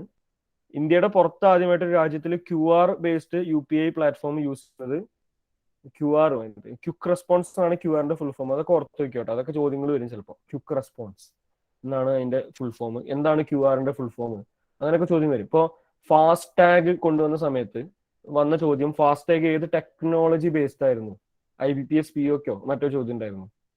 ഫാസ്റ്റ് ടാഗ് എന്ന് പറയുന്നത് ഏത് ടെക്നോളജി ബേസ്ഡ് ആണ് എന്ന് പറഞ്ഞത്. അത് അന്ന് ചോദിച്ചിട്ടുണ്ടായിരുന്നു ഒരു ചോദ്യം. അപ്പോൾ ഇന്ന് അത്ര റെലവെന്റ് അല്ല. ഇപ്പോൾ ക്യു ആർ എന്ന് പറയുമ്പോൾ ക്വിക്ക് റെസ്പോൺസ് ആണ് അതിന്റെ ഫുൾ ഫോം എന്ന് ഓർമ്മിക്കുക. അത് ഭൂട്ടാനിലാണ് കൊണ്ടുവരുന്നത്. ഭൂട്ടാന്റെ ക്യാപിറ്റൽ ഏതാ? ഭൂട്ടാന്റെ ക്യാപിറ്റൽ തിംഫു. അതെ, തിംപു. ഓക്കെ, തിംപു. അപ്പോൾ ഓർത്തു വെക്കുക, ഇവിടെ MOU വന്നിരിക്കുന്നത് ജമ്മു ആൻഡ് കാശ്മീരും ദുബായ് ഗവൺമെന്റും. ജമ്മു ആൻഡ് കാശ്മീരും ദുബായ് ഗവൺമെന്റും ഓർത്തു വെക്കുക. Jammu and Kashmir and Dubai government. ഇതൊക്കെയാണ് ഇമ്പോർട്ടൻ്റ് ആയിട്ട് വരുന്നത്. പിന്നെ വരുന്നത് ദൃശ്യ എന്ന് പറഞ്ഞിട്ടുള്ള ഒരു ഇനീഷ്യേറ്റീവ് ആണ്. Drone imaging and information services of ഏതാ രാജ്യം, ഏത് സ്റ്റേറ്റിന്റെ ഇനീഷ്യേറ്റീവ് അങ്ങനെയാണ് ദൃശ്യ. ഡ്രോൺ ട്രെയിനിങ്ങിന് വേണ്ടിയിട്ടുള്ള ഒരു ഇനീഷ്യേറ്റീവ് ആണ്. എന്താന്ന് വെച്ചാൽ ദൃശ്യ എന്ന് പറയുന്ന ഈ സംഭവം നടത്താൻ വേണ്ടിയിട്ട് വേറൊരു കമ്പനിയായിട്ട് ഒരു ഇൻസ്റ്റിറ്റ്യൂട്ടായിട്ട് ആ സ്റ്റേറ്റ് ഒരു MOU സൈൻ ചെയ്തിട്ടുണ്ട്. അതാണ് IGRU, ഇന്ദിരാഗാന്ധി രാഷ്ട്രീയ അർബൻ അക്കാദമി എന്ന് പറഞ്ഞിട്ടുള്ള ഒരു കമ്പനിയുമായിട്ട് ഡ്രോൺ ട്രെയിനിങ്ങിന് വേണ്ടിയിട്ടുള്ള ഒരു പ്രോഗ്രാമാണ് ദൃശ്യ ഇനീഷ്യേറ്റീവ്. ഏത് സ്റ്റേറ്റിന്റെ എന്ന് പറഞ്ഞാൽ മതി, അതാണ് ഇമ്പോർട്ടൻ്റ് ആയിട്ട് വരുന്നത്. ദൃശ്യ ഇനീഷ്യേറ്റീവ് ഏത് സ്റ്റേറ്റിന്റെ ആയിരിക്കും? ദൃശ്യ ഇനീഷ്യേറ്റീവ് ഹരിയാന. അതെ, ഹരിയാനയാണ്. അതിൽ H ഹരിയാനയാണ്. ഓക്കെ, ഹരിയാനയാണ് H. ഹരിയാനയാണ് ഓർത്ത് വയ്ക്കുക. ദൃശ്യ ഇനീഷ്യേറ്റീവ് ഡ്രോൺ ട്രെയിനിങ്ങിന്റെ ആണ്. IGRU, ഇന്ദിരാഗാന്ധി രാഷ്ട്രീയ ഉറാൻ അക്കാദമി, രാഷ്ട്രീയ ഉറാൻ അക്കാദമി എന്നാണ് പറയുന്നത്. അതിൽ അതാണ് IGRUA. അവരുമായിട്ട് ഹരിയാന സൈൻ ചെയ്തിട്ടുണ്ട്. ടാറ്റ സൺസിന്റെ കേസ് നമ്മൾ പറഞ്ഞു. ടാറ്റ സൺസിന്റെ 18,000 കോടി രൂപയ്ക്കാണ്. ഓക്കെ, ഓർത്ത് വയ്ക്കുക. ടാറ്റ സൺസ് 18,000 കോടി രൂപയ്ക്കാണ്. ഓക്കെ, ഇനി കമ്മിറ്റീസ് ആണ് ഇമ്പോർട്ടൻ്റ് ആയിട്ട് വരുന്നത്. സസ്റ്റൈനബിൾ ഫിനാൻസ് ഹബ്ബ്, ഒരു പുതിയ സസ്റ്റൈനബിൾ ഫിനാൻസ് ഹബ്ബ്, വേൾഡ് ക്ലാസ് സസ്റ്റൈനബിൾ ഫിനാൻസ് ഹബ്ബ് IFSCA ഇന്റർനാഷണൽ ഫിനാൻഷ്യൽ സർവീസ് അതോറിറ്റിയിൽ സെറ്റപ്പ് ചെയ്യാൻ വേണ്ടിയിട്ട് ഒരു പാനല്, 10 മെമ്പേഴ്സിന്റെ പാനല് IFSCA എന്താണ്? IFSCA എവിടെയാണ് headquarters? IFSCA international financial services central authority എവിടെയാണ് ഹെഡ്ക്വാർട്ടേഴ്സ്? IFSCA ഗാന്ധിനഗർ, ഗുജറാത്ത്. അതെ, ഗാന്ധിനഗറിലാണ്. അവരൊരു കമ്മിറ്റി സെറ്റപ്പ് ചെയ്തിട്ടുണ്ട്, ഒരു എക്സ്പേർട്ടൽ പാനലിനെ സെറ്റപ്പ് ചെയ്തിട്ടുണ്ട്, ഒരു 10 മെമ്പറിന്റെ. എന്തിനാണ്? To develop a world class sustainable financial hub IFSC. World class sustainable financial hub IFSC. അതിന്റെ ഹെഡ് ആരാണ്? ഹെഡാണ് ചോദിക്കുന്നത്. ഒരു 10 മെമ്പർ കമ്മിറ്റിയാണ്. എപ്പോഴും ഈ കമ്മിറ്റി പഠിക്കുമ്പോൾ ശ്രദ്ധിക്കേണ്ടത് ആരാണ് കമ്മിറ്റി സെറ്റപ്പ് ചെയ്തത് ചോദ്യം വരും. ചിലപ്പോൾ ഇതൊക്കെ വരുന്നത് ഡാഷ് സെറ്റപ്പ് എ കമ്മിറ്റി എന്ന് പറഞ്ഞിട്ട് വരുന്നുണ്ടായിരിക്കും. അല്ലെങ്കിൽ ചോദിക്കും എന്തിനാണ് കമ്മിറ്റി സെറ്റപ്പ് ചെയ്തിരിക്കുന്നത്, നെക്സ്റ്റ് എത്ര മെമ്പേഴ്സ് ഉണ്ടെന്ന് നോക്കണം, ആരാണ് ഹെഡ് എന്ന്. ഈ 4 കാര്യങ്ങൾ ഇമ്പോർട്ടൻ്റ് ആയിട്ട് നോക്കിയിരിക്കണം. ഈ 4 കാര്യങ്ങളുമായി ബന്ധപ്പെട്ടായിരിക്കും ചോദ്യം വരിക. ഇങ്ങനെ ചോദിച്ചിട്ടുള്ളൂ കമ്മിറ്റി. ഇപ്പൊ കമ്മിറ്റീസ് ബേസ്ഡ് ആയിട്ടുള്ള ക്വസ്റ്റ്യൻസ് വളരെ കുറവാണ് കാണുന്നത്. പണ്ടൊക്കെ സ്ഥിരം ചോദിച്ചിരുന്നത് ഹെഡ് ആരാ, ഇതിന്റെ ഹെഡ് ആരാ, ഇതിന്റെ ഹെഡ് ആരാന്നൊക്കെ പറഞ്ഞിട്ട് ചോദിക്കും. 10 മെമ്പർ എക്സ്പേർട്ട് പാനലാണ് to develop a sustainable finance hub. ഒരു സസ്റ്റൈനബിൾ ഫിനാൻസ് ഹബ്ബ് IFSCയിൽ ഡെവലപ്പ് ചെയ്യാൻ വേണ്ടിയിട്ട് 10 മെമ്പർ എക്സ്പേർട്ട് പാനൽ ആ IFSCA ആണ് സെറ്റപ്പ് ചെയ്തത്. ഹെഡ് CK മിശ്രയാണ് ഹെഡ്. CK മിശ്ര ഓർത്ത് വയ്ക്കുക. IFSC. ഇപ്പൊ ഈ IFSC കോഡ് എന്താ? അത് വേറെയാണ്. IFSC കോഡ് എന്ന് പറയും. എന്താണ് IFSC കോഡ് എന്ന് പറഞ്ഞാൽ? C കോഡാണ് IFSCയിലെ. അത് വേറെയാണ്, അത് ബാങ്കുമായി ബന്ധപ്പെട്ട IFSC. എന്താണ് ഫുൾ ഫോം? EFSC. അത് വ്യത്യാസമുണ്ട്. ഇത് വേറെയാണ്, അത് വേറെയാണ്. IFSCA വേറെയാണ്, IFSC വേറെയാണ്. ഇന്ത്യൻ ഫിനാൻഷ്യൽ S എന്താണ്? C എന്താണ്? C കോഡാണ്. എത്ര ഡിജിറ്റ് ആണ് ചോദ്യം വരും.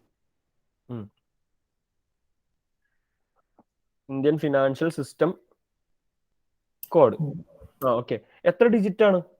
അത് വളരെ ഇമ്പോർട്ടൻ്റാ. 11 ആണ്. 5ാമത്തെ ഡിജിറ്റ് എപ്പോഴും എന്തായിരിക്കും? അല്ല, 0 ആയിരിക്കും.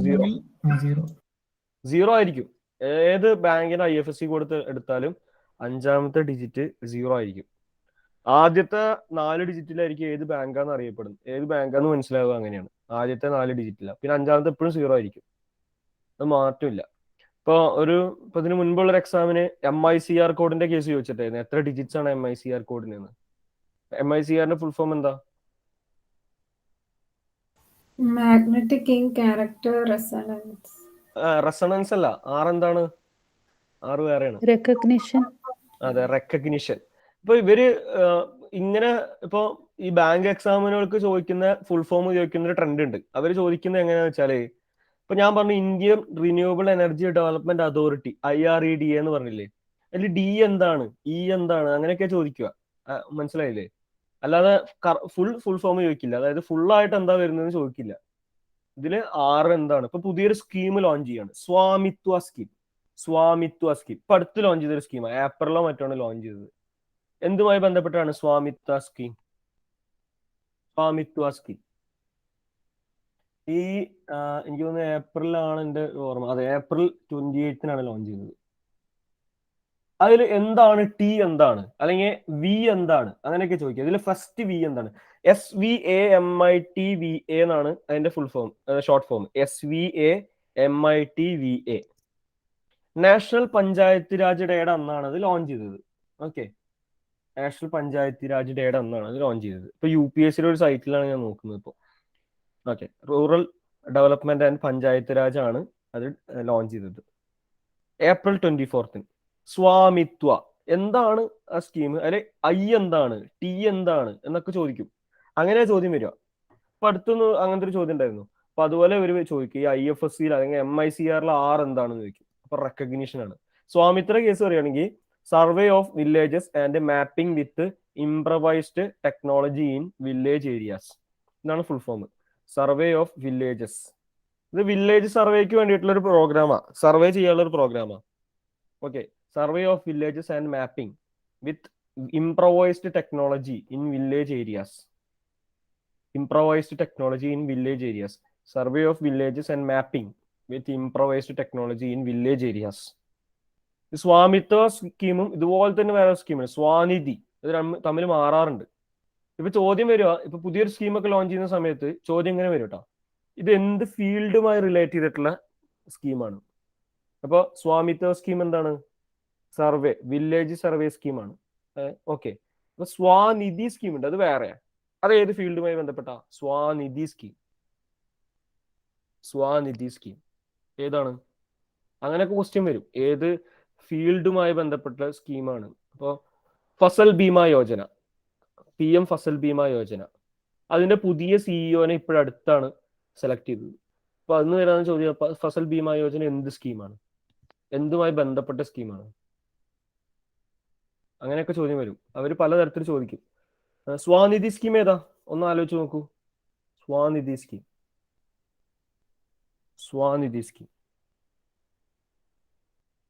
ഏതാണ്? സ്വാനിധി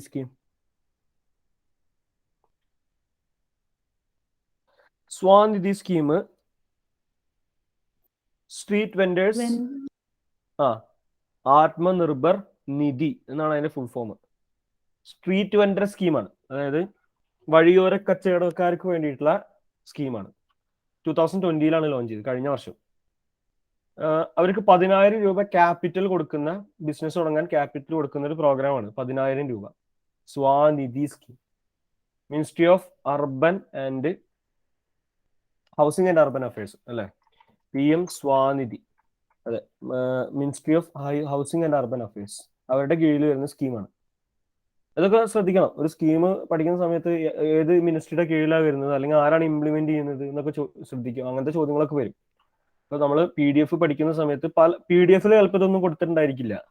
അതിനുവേണ്ടി നമ്മൾ ജസ്റ്റ് സെർച്ച് ചെയ്താൽ മതി, കുറെയൊക്കെ കാര്യങ്ങൾ നമുക്ക് കിട്ടും. ഓക്കെ, ചെറിയൊരു എഫേർട്ട് കിട്ടണം, അത്രേ ഉള്ളൂ. അപ്പോൾ PM സ്വാനിധി സ്കീം. വേറെ ഏതൊരു സ്കീം ഞാൻ പറഞ്ഞത്? ഫസൽ ബീമ യോജന, ക്രോപ്പ് ഇൻഷുറൻസ് സ്കീമാണ് ഫസൽ ബീമ യോജന. അതിന്റെ പുതിയ CEO ഇപ്പൊ അടുത്താണ് വന്നത്, ക്രോപ്പ് ഇൻഷുറൻസ് സ്കീം. അതിന്റെ CEO ആരാണ്? പുതിയ CEO, അതിന്റെ പേര് മറന്നു കഴിഞ്ഞാൽ, PMFBY, ഓർമ്മയുണ്ടോ? ഫസൽ ബീമ യോജന. റിതേഷ് ചൗഹാൻ. അതെ, റിതേഷ് ചൗഹാൻ ആണ് അതിന്റെ പുതിയ CEO. ഒക്ടോബറിലാണ് അപ്പോയിന്റ്, നമ്മൾ അപ്പോയിന്റ്മെന്റ് പറയുമ്പോൾ പറയും ഒക്ടോബറിലാണ്. റിതേഷ് ചൗഹാൻ ഫസൽ ബീമ യോജനയുടെ പുതിയ CEO. ഓക്കെ, അപ്പൊ നമ്മളിപ്പോ പറഞ്ഞു വന്നത് IFSCA പറഞ്ഞിട്ടാണ് ഇവിടെ എത്തിയത്. IFSCA ഗുജറാത്തില് ഗാന്ധിനഗറിലാണ് headquarters. 10 മെമ്പേഴ്സിന്റെ ഒരു കമ്മിറ്റി എക്സ്പേർട്ട് പാനൽ ഉണ്ടായിരുന്നു to develop a sustainable finance hub. ആരാണ് ഹെഡ്? ഹെഡ് പറഞ്ഞു. ഹെഡ് ആരാണ്? CK Mishra. അതെ, CK മിശ്ര. ഓക്കെ. പിന്നെ നാഷണൽ ഒരു പുതിയ ഒരു കമ്മിറ്റി, ഗവൺമെന്റ് ആണ്, ഇന്ത്യൻ ഗവൺമെന്റ് ആണ്, നിപുൺ ഭാരത് മിഷൻ. നിപുൺ ഭാരത് മിഷൻ, അതിനു വേണ്ടിയിട്ട് ഒരു കമ്മിറ്റി. ഇതിന്റെ ഹെഡ് എഡ്യൂക്കേഷൻ മിനിസ്റ്റർ ആണ്. ഇതിന്റെ ഹെഡ് എഡ്യൂക്കേഷൻ മിനിസ്റ്റർ ആണ്. ഇതിൽ എത്ര മെമ്പേഴ്സ് ഉണ്ടെന്ന് പറഞ്ഞിട്ടില്ല. മെമ്പേഴ്സ് വരുന്നത് അല്ല, അത് കുറെ മെമ്പേഴ്സ് ഉണ്ട്. മെമ്പേഴ്സിന്റെ എണ്ണം പറഞ്ഞിട്ടില്ല. ഓക്കെ. അത് കുറെ മെമ്പേഴ്സ് ഉണ്ട്, അതായത് യൂണിയൻ ടെറിട്ടറീസിൽ നിന്നും സ്റ്റേറ്റിൽ നിന്നൊക്കെ റെപ്രസെന്റേറ്റീവ്സ് വരും. അപ്പൊ അതുകൊണ്ട് മെമ്പേഴ്സിന്റെ എണ്ണം പറഞ്ഞിട്ടില്ല. നിപുൺ നാഷണൽ എഡ്യൂക്കേഷൻ പോളിസിയുമായി ബന്ധപ്പെട്ടൊക്കെ വന്ന ഒരു പ്രോഗ്രാമാണ് NIPUN Bharat mission. National initiative for proficiency in reading with understanding and numeracy. NIPUN ഓർത്തു വെക്കുക, ചോദ്യം വരും. നിപുണിന്റെ എൻ എന്താണെന്ന് ചോദിക്കും. National initiative for proficiency in reading with understanding and numeracy. National initiative for proficiency, അതിന് പി എന്താണെന്ന് ചോദിക്കും, അല്ലെങ്കിൽ രണ്ടാമത്തെ എൻ എന്താണെന്ന് ചോദിക്കും. National initiative for proficiency in reading with understanding and numeracy. ന്യൂമറസിയാണ് രണ്ടാമത്തെ N, numeracy. Nipun Bharat mission. ആരാണ് ചെയർമാൻ? യൂണിയൻ എഡ്യൂക്കേഷൻ മിനിസ്റ്റർ ആണ് ചെയർമാൻ ആ കമ്മിറ്റിയുടെ. ഒരു നാഷണൽ സ്റ്റിയറിംഗ് കമ്മിറ്റി ഗവൺമെന്റ് രൂപീകരിച്ചിട്ടുണ്ട്. ആരാണ് നമ്മുടെ എഡ്യൂക്കേഷൻ മിനിസ്റ്റർ? ആരാണ്? Dharmendra Pradhan. അതെ, ധർമ്മേന്ദ്ര പ്രധാൻ. ഇത് ജൂലൈയിലാണ് ഇത് ലോഞ്ച് ചെയ്തത്. ഓക്കെ, നിപുൺ ഭാരത്. പക്ഷെ അതിന്റെ ഇംപ്ലിമെന്റേഷന് വേണ്ടിയിട്ടാണ് ഈ കമ്മിറ്റി രൂപീകരിച്ചിരിക്കുന്നത്. July 2021 NIPUN Bharat mission launch ചെയ്തത്. അപ്പൊ എന്നെന്താന്നൊക്കെ ചോദിക്കാൻ വളരെ സാധ്യത കൂടുതല. അടുത്താണ്. ഓക്കെ, ധർമ്മേന്ദ്ര പ്രധാനാണ് സ്റ്റിയറിംഗ് കമ്മിറ്റിയുടെ ഹെഡ്. ഒന്ന് ഓർത്തു വെച്ചാൽ മതി. ഓക്കെ, സ്റ്റിയറിംഗ് കമ്മിറ്റിയുടെ ഹെഡ്. പിന്നെ G20 extra ordinary leaders meeting അഫ്ഗാനിസ്ഥാനിൽ നടന്നത് അത്ര ഇമ്പോർട്ടൻ്റ് അല്ല. ഓർത്തു വെച്ചാൽ നരേന്ദ്രമോദി അതിൽ പങ്കെടുത്തിട്ടുണ്ടായിരുന്നു. പിന്നെ നാം മീറ്റിംഗ്, NAM. NAMന്റെ ഫുൾ ഫോം എന്താ? 60th ആനിവേഴ്സറി നാം മീറ്റിംഗ്. NAM എന്താന്ന് പറഞ്ഞാൽ മതി. Ministry of state of external affairs Meenakshi Lekhi ആണ് 60th നാം മീറ്റിംഗിൽ പങ്കെടുത്ത്. സെർബിയയിലാണ് നടന്നത്. ഇതാണ് ന്യൂസ്. ഇന്ന് ചോദിക്കാവുന്ന ചോദ്യം NAM എന്താണ്, എത്ര മെമ്പേഴ്സ് ഉണ്ട് എന്നൊക്കെ ചോദിക്കും. NAM എന്താണ്? നാം ഒരു ഇന്റർനാഷണൽ ഓർഗനൈസേഷനാ നാം. Headquarters non aligned movement. അതെ, നോൺ അലൈൻ മൂവ്മെന്റ് ആണ്. ഓക്കെ, എത്ര മെമ്പേഴ്സ് ഉണ്ട് അറിയോ?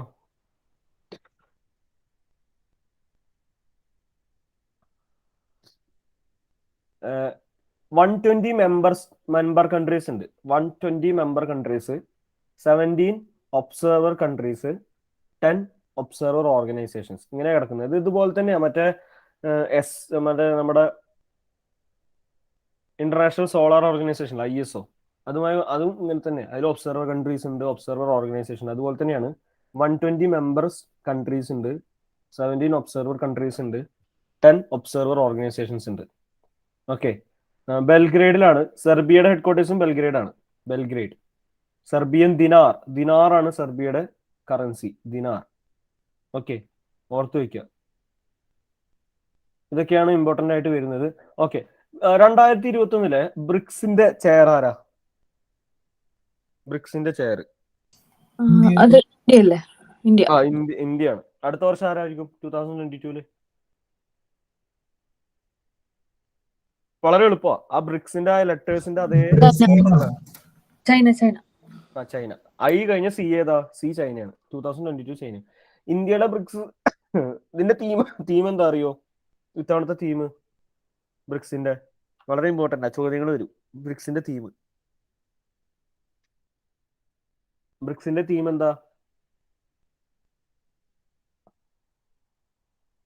BRICS act 15 intra BRICS cooperation for continuity, consolidation and consensus.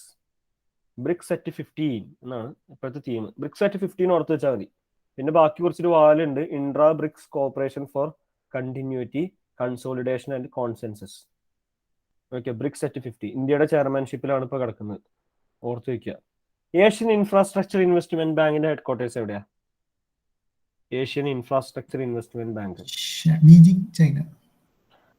ബീജിംഗിലാണ്. Okay, ബീജിംഗിലാണ്. ഏഷ്യൻ ഇൻഫ്രാസ്ട്രക്ചർ ഇൻവെസ്റ്റ്മെന്റ് ബാങ്കിന്റെ ആനുവൽ മീറ്റിംഗ് നടന്നു, അതാണ് സംഭവം. അതൊന്നും ഞാനൊന്ന് ചോദ്യമാണ്. നിർമ്മല സീതാരാമൻ പങ്കെടുത്തിട്ടുണ്ട് ആനുവൽ മീറ്റിംഗിൽ. UAE ആണ് ഹോസ്റ്റ് ചെയ്തത്. 2016 Asian infrastructure investment bank start ചെയ്തത്. ഓക്കെ, 2016 ഒന്ന് ഓർത്ത് വയ്ക്കുക. 2016 Asian infrastructure investment bank start ചെയ്തത്. ഷാങ്ഹായ് കോപ്പറേഷൻ ഓർഗനൈസേഷൻ അതിന്റെ ഹെഡ്ക്വാർട്ടേഴ്സ് എവിടെയാണ്? ബീജിംഗ് ആണ്. ഇപ്പൊ ഷാങ്ഹായ് കോപ്പറേഷൻ ഓർഗനൈസേഷനിൽ എത്ര മെമ്പേഴ്സ് ഉണ്ട് അറിയോ? വളരെ ഇമ്പോർട്ടന്റ് ആണ്. ഒക്ടോബറിൽ പുതിയ മെമ്പർ വന്നിട്ടുണ്ട്. എത്ര?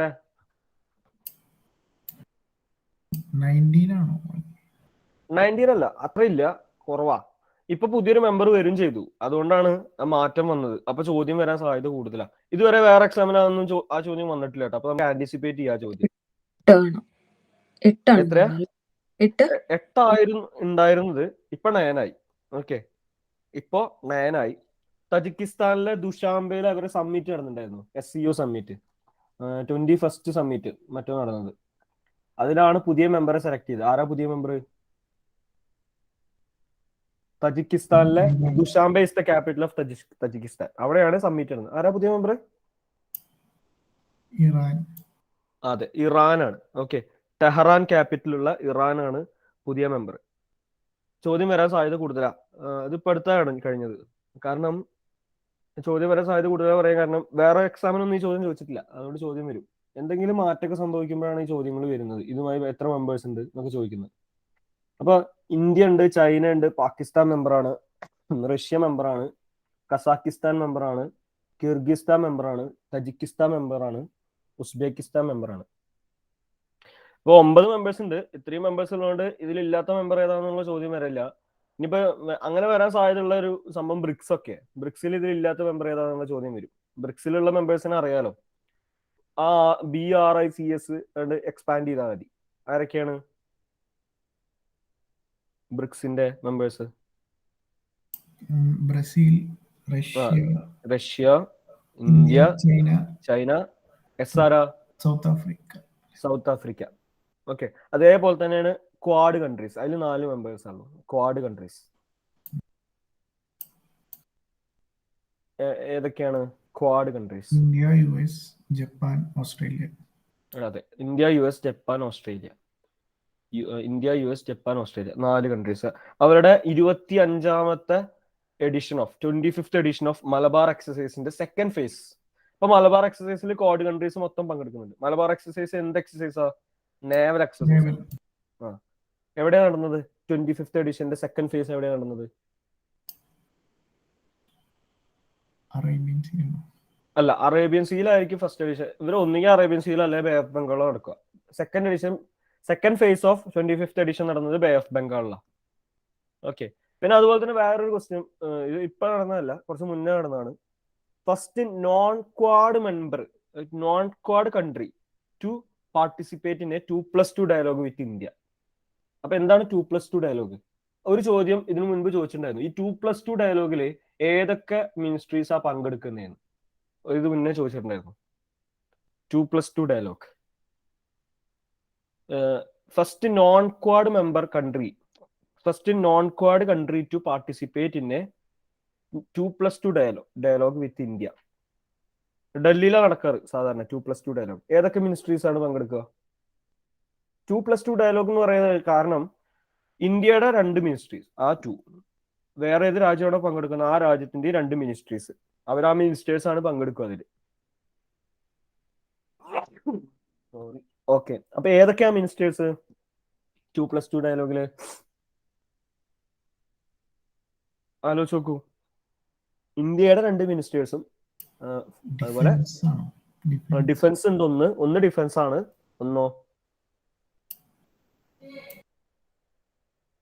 ഒന്ന് ഡിഫൻസ് ആണ്, ഒന്ന് ഫോറിൻ അഫയേഴ്സ് ആണ്. ഓക്കെ, ഫോറിൻ അഫയേഴ്സ് ആണ്.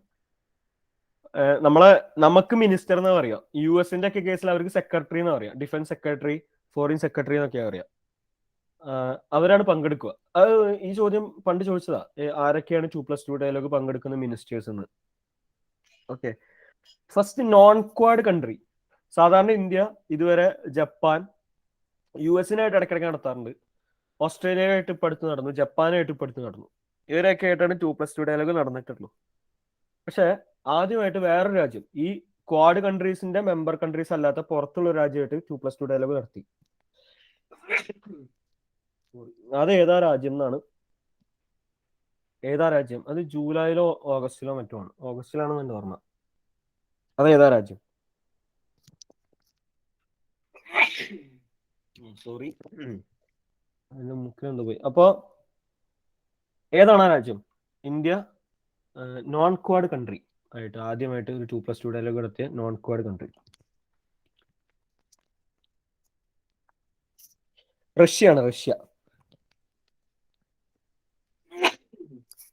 റഷ്യയാണ് അങ്ങനെ ആദ്യമായിട്ട് ലോകത്തിലെ എനിമൽ വാക്സിൻ അഗെയിൻസ്റ്റ് COVID-19 കൊണ്ടുവന്ന ആരറിയോ? എനിമൽ വാക്സിൻ അഗെയിൻസ്റ്റ് COVID-19 ഇപ്പോഴല്ല, കുറെ മുന്നേ.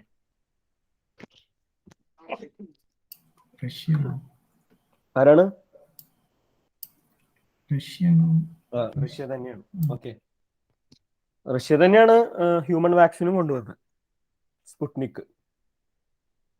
ഓക്കെ, അപ്പൊ ഇതൊക്കെയാണ് പറയാനുള്ളത്. ഇന്ത്യ ASEAN സമ്മിറ്റ് കഴിഞ്ഞു. Okay, 2022 ASEAN leaders India ASEAN friendship year ആയിട്ട് പ്രഖ്യാപിച്ചിട്ടുണ്ട്. അതൊന്ന് ഓർത്ത് വെച്ചാൽ മതി. India ASEAN friendship year. ASEAനിൽ മെമ്പർ അല്ല കേട്ടോ ഇന്ത്യ. ഇന്ത്യ സാർക്കിൽ മെമ്പറാണ്, ASEAനിൽ മെമ്പർ അല്ല. ASEAന്റെ ഫുൾ ഫോം എന്താ? Association of Southeast Asian Nations. Okay, India member അല്ല. അതുകൊണ്ട് ഇന്ത്യ ASEAN സമ്മിറ്റുകൾ നടക്കാറുണ്ട്. ഇപ്പൊ അടുത്ത് ബ്രൂണയിലാണ് നടന്നത്. ബ്രൂണയിലാണ് 2021 ഇന്ത്യ ASEAN സമ്മിറ്റ് നടന്നത്. 18th എഡിഷൻ ആണ് ഉണ്ടായിരുന്നത്. 2022 ഇന്ത്യ ASEAN ഫ്രണ്ട്ഷിപ്പ് ഇയർ ആയിട്ട് പ്രഖ്യാപിച്ചിട്ടുണ്ട്. ചോദ്യം വരും, ഏത് ഇയറിനെയാണ് ഇന്ത്യ ASEAN ഫ്രണ്ട്ഷിപ്പ് ഇയർ ആയിട്ട് പ്രഖ്യാപിച്ചത് ഇപ്പൊ കഴിഞ്ഞ 18th ഇന്ത്യ ASEAN സമ്മിറ്റിൽ എന്ന് ചോദിക്കും. 2022 ആണ്. 2022 ഇന്റർനാഷണൽ ഇയർ ഓഫ് മില്ലറ്റ്സ് ആയിട്ട് പ്രഖ്യാപിച്ചത് ഏത് വർഷം? ഇന്റർനാഷണൽ ഇയർ ഓഫ് മില്ലറ്റ്സ് വരാൻ പോകുന്നുള്ളൂ. ഇന്റർനാഷണൽ ഇയർ ഓഫ് മില്ലറ്റ്സ് ഇന്ത്യയാണ് ആ പ്രൊപ്പോസൽ വെച്ചത് UN-ന്റെ മുന്നിൽ, യുണൈറ്റഡ് നേഷൻസിന്റെ മുൻപിൽ. ഏത് വർഷമാണ് ഇന്റർനാഷണൽ ഇയർ ഓഫ് മില്ലറ്റ്സ്? അത് എന്താ ഇമ്പോർട്ടന്റ് ആവാൻ കാരണം വെച്ചാൽ ഇന്ത്യയാണ് ആ പ്രൊപ്പോസൽ വെച്ചത്. ഏതാണ് വർഷം? 2021 ആണോ, 22 ആണോ, 23 ആണോ, 24 ആണോ, 25 ആണോ? ഏതാണ് ആ വർഷം? ഇന്റർനാഷണൽ ഇയർ ഓഫ് മില്ലറ്റ്സ്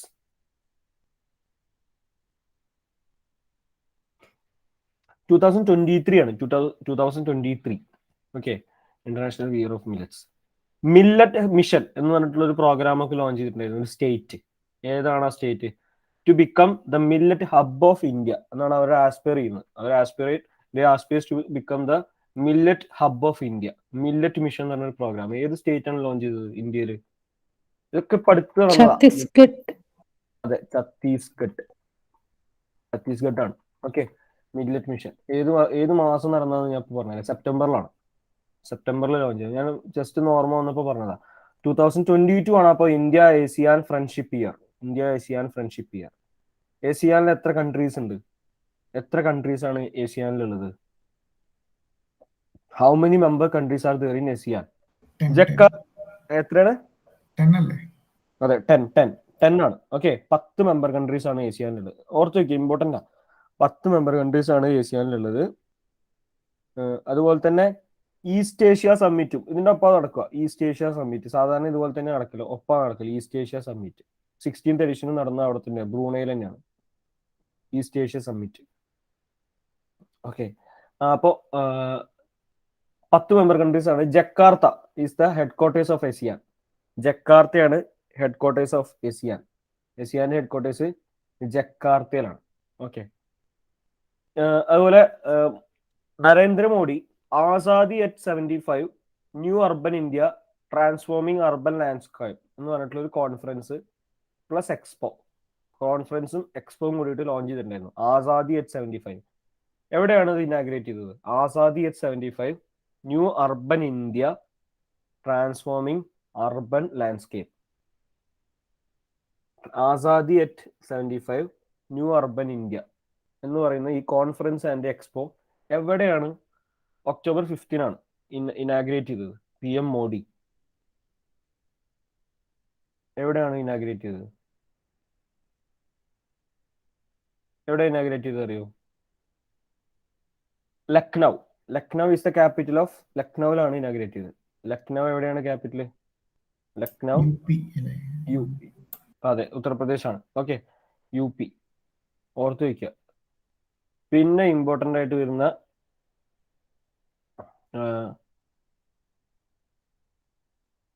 ഒരു കാര്യം വരുന്നത് സമ്മിറ്റുകൾ.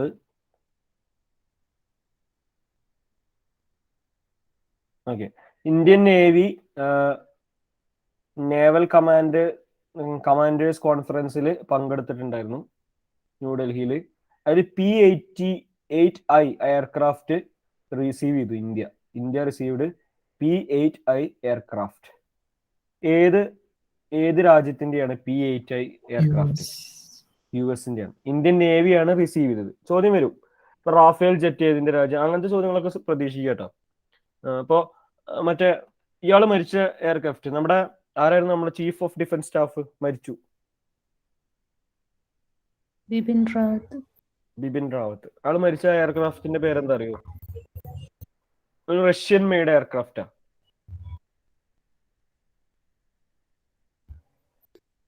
നമ്മളതൊക്കെ നോക്കണ്ട്. റഷ്യൻ മെയ്ഡ് എയർക്രാഫ്റ്റ് ആണ്.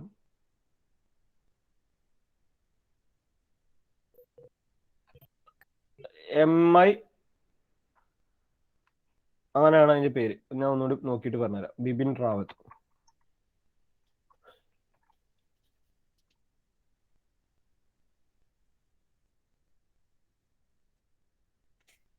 ഹെലികോപ്റ്ററിന്റെ പേര് MI-17V5 ആണ്. MI-17V5. അതെ, MI-17 ആണ്. അതാണ് 17 ആയിരിക്കും എനിക്ക് കിട്ടാറുണ്ടായിരുന്നത്. MI-17V5 എന്നാണ് അതിന്റെ പേര്. MI-17V5. ഓക്കെ, അപ്പൊ P-8I എയർക്രാഫ്റ്റ് ബോയിങ്ങിന്റെ ആണ്. ഓക്കെ, ബോയിങ് എന്ന കമ്പനിയുടെ ആണ്. ഓർത്ത് വെക്കുക, ബോയിങ് എന്ന കമ്പനിയുടെയാണ് P-8I എയർക്രാഫ്റ്റ്. അതിന്റെ 11th എയർക്രാഫ്റ്റ് ഇന്ത്യക്ക് കിട്ടി. 11th എയർക്രാഫ്റ്റ് അത് എവിടെന്നാ വരുന്നത്? US-ൽ നിന്നാണ് വരുന്നത്. അതൊക്കെ ഓർത്ത് വെച്ചാൽ മതി, US-ൽ നിന്നാണ് വരുന്നത്. ഓക്കെ, ഇന്റർനാഷണൽ ഇയർ ഓഫ് 2021 എന്താ അറിയോ? ഇന്റർനാഷണൽ ഇയർ ഓഫ് എന്താണെന്ന് അറിയോ? 2021 UN-ന്റെ international year of fruits and vegetables ആണ്. International year of fruits and vegetables. അതിന്റെ കോൺഫറൻസ് ഉണ്ടായിരുന്നു, നാഷണൽ കോൺഫറൻസ് നടന്നിട്ടുണ്ടായിരുന്നു. അപ്പൊ അതിന് വരാവുന്ന ഒരു ചോദ്യമാണ് international year of fruits and vegetables. United nations food and agriculture organisation headquarters എവിടെയാ? ഫുഡ് ആൻഡ് അഗ്രികൾച്ചർ ഓർഗനൈസേഷൻ വളരെ ഇമ്പോർട്ടന്റ്. ഹെഡ്ക്വാർട്ടേഴ്സ് എവിടെയാ? ഫുഡ് ആൻഡ് അഗ്രികൾച്ചർ ഓർഗനൈസേഷൻ അതെ, റോമിലാണ്. ഇറ്റലിയിലെ റോമാണ്. വേൾഡ് ഫുഡ് പ്രോഗ്രാമിന്റെയും food and agriculture organisation, food എന്ന് കേട്ട ഉടനെ റോം ആണ് ഹെഡ്ക്വാർട്ടേഴ്സ്. വേൾഡ് ഫുഡ് പ്രോഗ്രാമിന്റെയും ഫുഡ് ആൻഡ് അഗ്രികൾച്ചർ ഓർഗനൈസേഷന്റെ ഹെഡ്ക്വാർട്ടേഴ്സ് റോമിലാണ്. ഇറ്റലിയിലുള്ള റോമിലാണ്. ഓക്കെ, അപ്പൊ international year of fruits and vegetables ആണ് 2021. ഓർത്ത് വെക്കുക. അതിന് ടീമുണ്ട്. ടീം ഒന്ന് ജസ്റ്റ് ഒന്ന് ഓർത്ത് വെച്ചാൽ മതി. ചിലപ്പോൾ ഓർമ്മ നിൽക്കാൻ കുറച്ച് ബുദ്ധിമുട്ടായിരിക്കും. വലിയൊരു ടീമാണ്. Awareness about the nutritional benefits of fruits and vegetables for balanced and healthy diet and life style. Awareness about the nutritional benefits of fruits and vegetables for balanced and healthy diet and life style. എങ്ങനെയാണ് നമ്മൾ ടീമൊക്കെ ഓർമ്മിച്ച് വെക്കുക? Team ഓർമ്മിച്ച് വെക്കാനുള്ള idea എന്താണെന്ന് വെച്ചാൽ അതിന്റെ അർത്ഥം എന്താണെന്ന് ജസ്റ്റ് ആലോചിച്ച് വെച്ചാൽ മതി. ഇവരെന്താണ് ആ ടീം കൊണ്ട് ഉദ്ദേശിക്കുന്നത്, അതിന്റെ അർത്ഥം ആലോചിച്ച് വെച്ചാൽ മതി. അപ്പൊ അതുമായി ബന്ധപ്പെട്ട ഏതെങ്കിലും ഒരു വേർഡ് ഒക്കെ ഒന്ന് ലോക്ക് ചെയ്ത് വെക്കുക. അപ്പോൾ കുറെ ഓർമ്മ വരും. ഇവിടെ എന്താ പറയുന്നത്? Awareness about nutrition benefits of fruits and vegetables. അപ്പോൾ ബാലൻസ്ഡ് ആൻഡ് ഹെൽത്തി ഡയറ്റിനും ലൈഫ് സ്റ്റൈലിനും വേണ്ടിയിട്ട് ഫ്രൂട്ടിന്റെയും വെജിറ്റബിൾസിന്റെയും ന്യൂട്രീഷൻ ബെനിഫിറ്റ്സ് അതിനെ കുറിച്ചുള്ള അവയർനെസ് ആണ് ഇത്തവണത്തെ തീം. അതൊന്ന് ഓർത്ത് വെച്ചാൽ മതി. ഓക്കെ, ഓർത്ത് വെക്കാം. Digital quality of life index. Digital quality of life index. നമുക്ക് കുറച്ച് റാങ്കിങ്ങുകൾ നോക്കാം. ഇന്ത്യയുടെ റാങ്ക് എത്രയാണ്? ഏത് രാജ്യമാണ് ഫസ്റ്റ്? ഡിജിറ്റൽ 19 അല്ല ഇന്ത്യയുടെ റാങ്ക്, ഒരു 9 ആണ് അവസാനം വരുന്നത്. 59. ഓക്കെ, 59. ഇപ്പൊ എന്താണാവോ 2-3 എക്സാമുകൾക്ക് റീസെന്റ് ടൈംസിൽ കഴിഞ്ഞ 2-3 എക്സാമുകൾക്ക് ഞാൻ ഈ റാങ്കിങ്ങിന്റെ ക്വസ്റ്റ്യൻസ് ചോദിക്കുന്നത് കണ്ടു.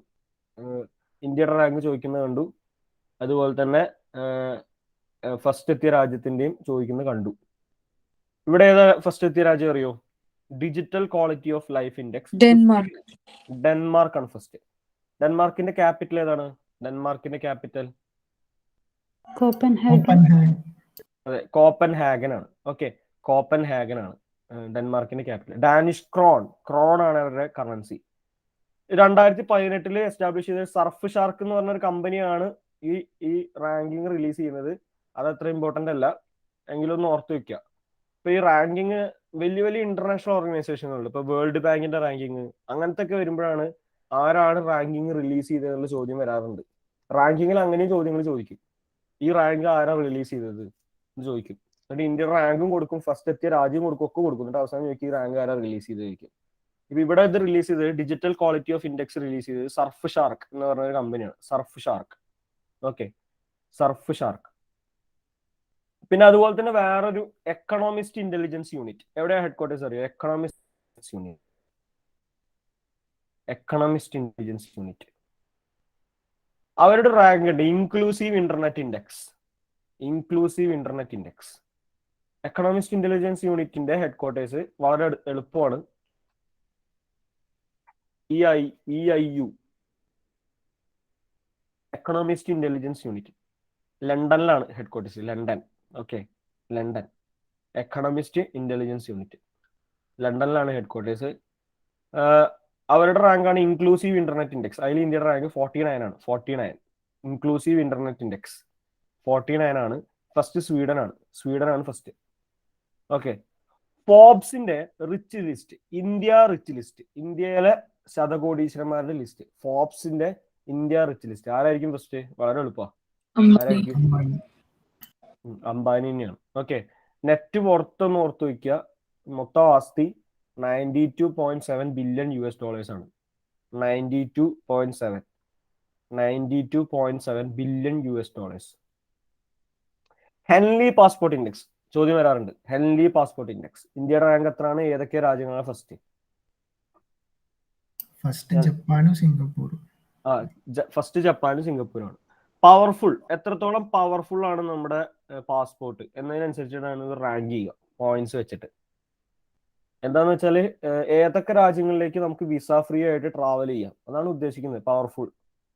ഓക്കെ, ജപ്പാനും സിംഗപ്പൂരും 192 കൺട്രീസിലേക്ക് ജപ്പാന്റെയും സിംഗപ്പൂരിന്റെയും പാസ്പോർട്ട് ഉണ്ടെങ്കിൽ നമുക്ക് വിസ ഫ്രീ ആയിട്ട് കിടക്കാതെ പറയുന്നത്. അതുകൊണ്ട് അവർ ഫസ്റ്റ് ആണ്. ഇന്ത്യയുടെ റാങ്ക് എത്രയാണ്? 100 അല്ല, അത്രയില്ല. 90 ആണ്. 90. ഓക്കെ, 90 ആണ് ഇന്ത്യയുടെ റാങ്ക്. 84 ആയിരുന്നു, ഇപ്പൊ 90 ആയിരുന്നു ഇന്ത്യ. കഴിഞ്ഞ തവണ 84 ആയിരുന്നു, ഇത്തവണ 90 ആണ്. 58 രാജ്യങ്ങളിലേക്ക് ഇന്ത്യക്ക് വിസ ഫ്രീ ആക്സസ് ഉണ്ട്. 58 രാജ്യങ്ങളിലേക്ക്. വളരെ ഇമ്പോർട്ടന്റ് ആയിട്ടുള്ള വേറൊരു റാങ്കിങ്, ഇത് ചോദിക്കാൻ സാധ്യത കൂടുതലാണ്.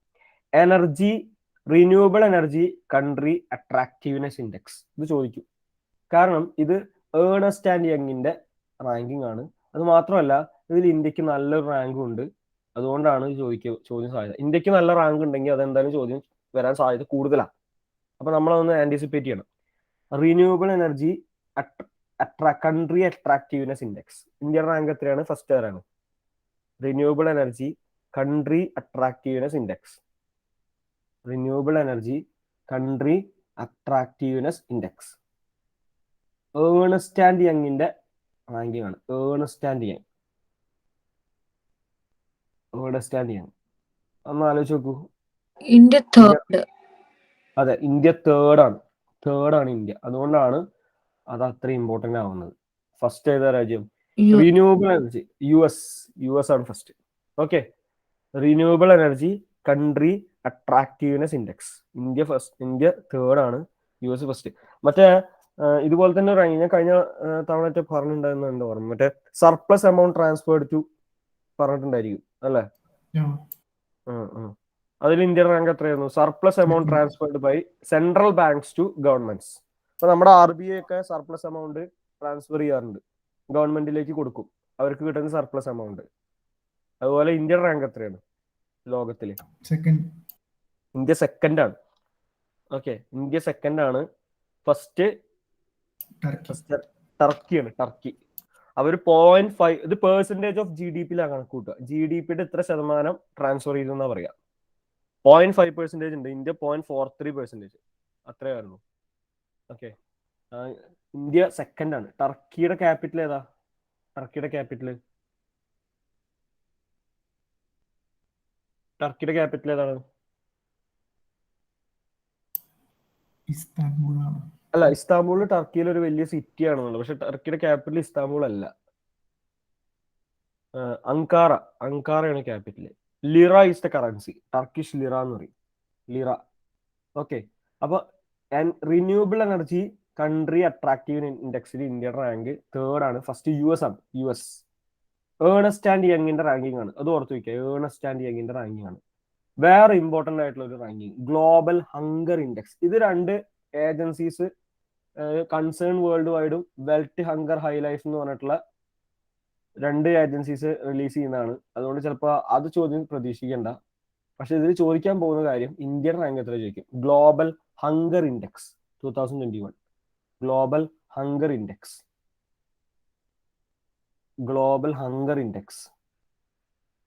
101 ആണ് ഇന്ത്യൻ റാങ്ക്. 101, 116 രാജ്യങ്ങളിൽ, വളരെ താഴ്ന്ന റാങ്കിങ് ആണ്. പ്രശ്നമാണ്, ഇന്ത്യ സീരിയസ് ആണ്, ഹങ്കർ ഇഷ്യൂ, സീരിയസ് ഇഷ്യൂ ആണ് ഇന്ത്യയിൽ. 101 ആണ്. ഫസ്റ്റ് ആരാണ്? അതിൽ ബോട്ടമാണ് പ്രശ്നം, ബോട്ടമാണ് ചോദിക്കുക, ഫസ്റ്റ് അല്ല. ഏറ്റവും ബോട്ടത്തിലുള്ള കാര്യമാണ് ചോദിക്കുക. സൊമാലിയാണ് ഏറ്റവും ബോട്ടത്തിൽ കിടക്കുന്നത്, സൊമാലിയ. ഓക്കെ, സൊമാലിയാണ് ഏറ്റവും ബോട്ടം കിടക്കുന്നത്. അതിൽ ഫസ്റ്റ് ആരാ കൊടുത്തത്? ഇതിൽ കൊടുത്തിട്ടില്ല. ഫസ്റ്റിനേക്കാൾ ഇമ്പോർട്ടന്റ് ഏറ്റവും താഴ്ന്നു കിടക്കുന്ന രാജ്യമാണ് സൊമാലിയാണ്, ഏറ്റവും bottom. Somalia global hunger index. Okay, ഓർത്ത് വയ്ക്കുക, സൊമാലിയ. പിന്നെ ഇമ്പോർട്ടന്റ് ആയിട്ട് വരുന്നത് ഫോബ്സ്. ഇത് വളരെ important. Forbes worlds best employer ranking. Worlds best employer ranking ആരുടെ റാങ്കിങ് ആണ്? ഫോബ്സ് ആണ്. ആരാണ് ഫസ്റ്റ് എത്തിയത്? Samsung. Okay, worlds best employer എന്ന് പറഞ്ഞു കഴിഞ്ഞാൽ ജോലി കൊടുക്കുന്ന ആളുകളാണ് എംപ്ലോയർ എന്ന് പറയുന്നത്. അപ്പോൾ നല്ല എംപ്ലോയർ ആയിട്ടുള്ള കമ്പനി എന്ന് പറയുന്നത് സാംസങ് ആണ്. ഫോബ്സിന്റെ റാങ്കിങ് ആണ്, ഓർത്ത് വയ്ക്കുക, ഫോബ്സിന്റെ റാങ്കിങ് ആണ്. ഇന്ത്യൻ കമ്പനീസിൽ ഫസ്റ്റ് ഏതാ? ഇന്ത്യൻ കമ്പനീസിൽ റിലയൻസ് ആണ്. ഇന്ത്യൻ കമ്പനീസിൽ റിലയൻസ് ആണ്. റാങ്ക് ഓവറോൾ റാങ്കിൽ 52 ആണ് റിലയൻസിന്റെ റാങ്ക്. ഓവറോൾ റാങ്ക് 52 ആണ് ഓവറോൾ റാങ്ക്. ഓക്കെ, 52. ബാങ്കുകളുടെ കേസിൽ ഏതാ അറിയോ? ബാങ്കുകളുടെ കേസിൽ SBI. അല്ല, SBI അല്ല, HDFC-യുടെങ്ങാട്ട് മുകളിൽ ഒരു ബാങ്ക് ഉണ്ട്, ICICI ബാങ്ക് ആണ്. ഓക്കെ, ICICI ബാങ്ക് ആണ്. HDFC-യേക്കാൾ മുകളിൽ 65th റാങ്ക് ആണ് ICICI ബാങ്കിന് overall in the world. 65th ICICI bank. HDFC താഴെ, ICICI താഴെയാണ്, 77th റാങ്ക് ആണ് ICICI ബാങ്ക്. SBI 119th ആണ്, 119 SBI.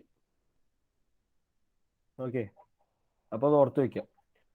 വേറൊരു റാങ്കിങ് ആണ് global food security index. Global food security index. First Ireland ആണ്. ഇന്ത്യ എത്രയാണ്? Global food security index. Global food security index. India 71st. അതെ, India 71st. അതെ, India 71st ആണ് out of 113 nations. Ireland ആണ് first. അയർലൻഡിന്റെ capital ഏതാ? അയർലൻഡിന്റെ capital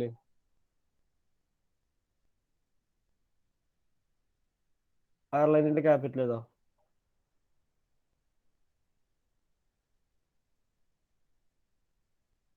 എയർലൈനിന്റെ capital ആലോചിച്ച് നോക്കൂ.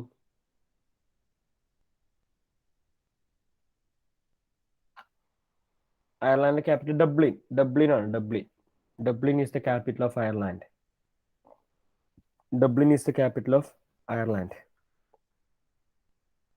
Okay, പിന്നെ ഒരു ഇമ്പോർട്ടന്റ് റാങ്കിങ് ആണ് സ്റ്റേറ്റ് എനർജി എഫിഷ്യൻസി ഇൻഡെക്സ്. അതിന് മുൻപ് വരുന്ന 2-3 റാങ്കിങ് കൂടി ഉണ്ട്. ക്ലൈമറ്റ് ടെക് ഇൻവെസ്റ്റ്മെന്റ്, അത് ഇമ്പോർട്ടൻ്റാ. അതിന് മുന്നേ വരുന്നത് ഒരു ചെറിയൊരു world rule of law index, അതൊന്നും വലിയ കാര്യമില്ല. ക്ലൈമറ്റ് ടെക് ഇൻവെസ്റ്റ്മെന്റ് അത് ഇമ്പോർട്ടൻ്റാ, കാരണം ഇതിൽ ഇന്ത്യയുടെ റാങ്ക് 9th ആണ്. ഇന്ത്യയുടെ റാങ്ക് 9th ആണ്. US ആണ് ഫസ്റ്റ്. ക്ലൈമറ്റ് ടെക് ഇൻവെസ്റ്റ്മെന്റ് ഓർത്ത് വയ്ക്കുക. ക്ലൈമറ്റ് ടെക് ഫേംസ്, ക്ലൈമറ്റ് ചേഞ്ചും ഒക്കെ ബന്ധപ്പെട്ട് വർക്ക് ചെയ്യുന്ന ടെക് ഫേംസ് ഉണ്ട്. IT ഫേംസുമായി ബന്ധപ്പെട്ട് അങ്ങനത്തെ വർക്ക് ചെയ്യുന്ന IT ഫേംസിന്റെ ഒക്കെ റാങ്കിങ് ആണിത്. Okay, Times higher educations world reputation rankings.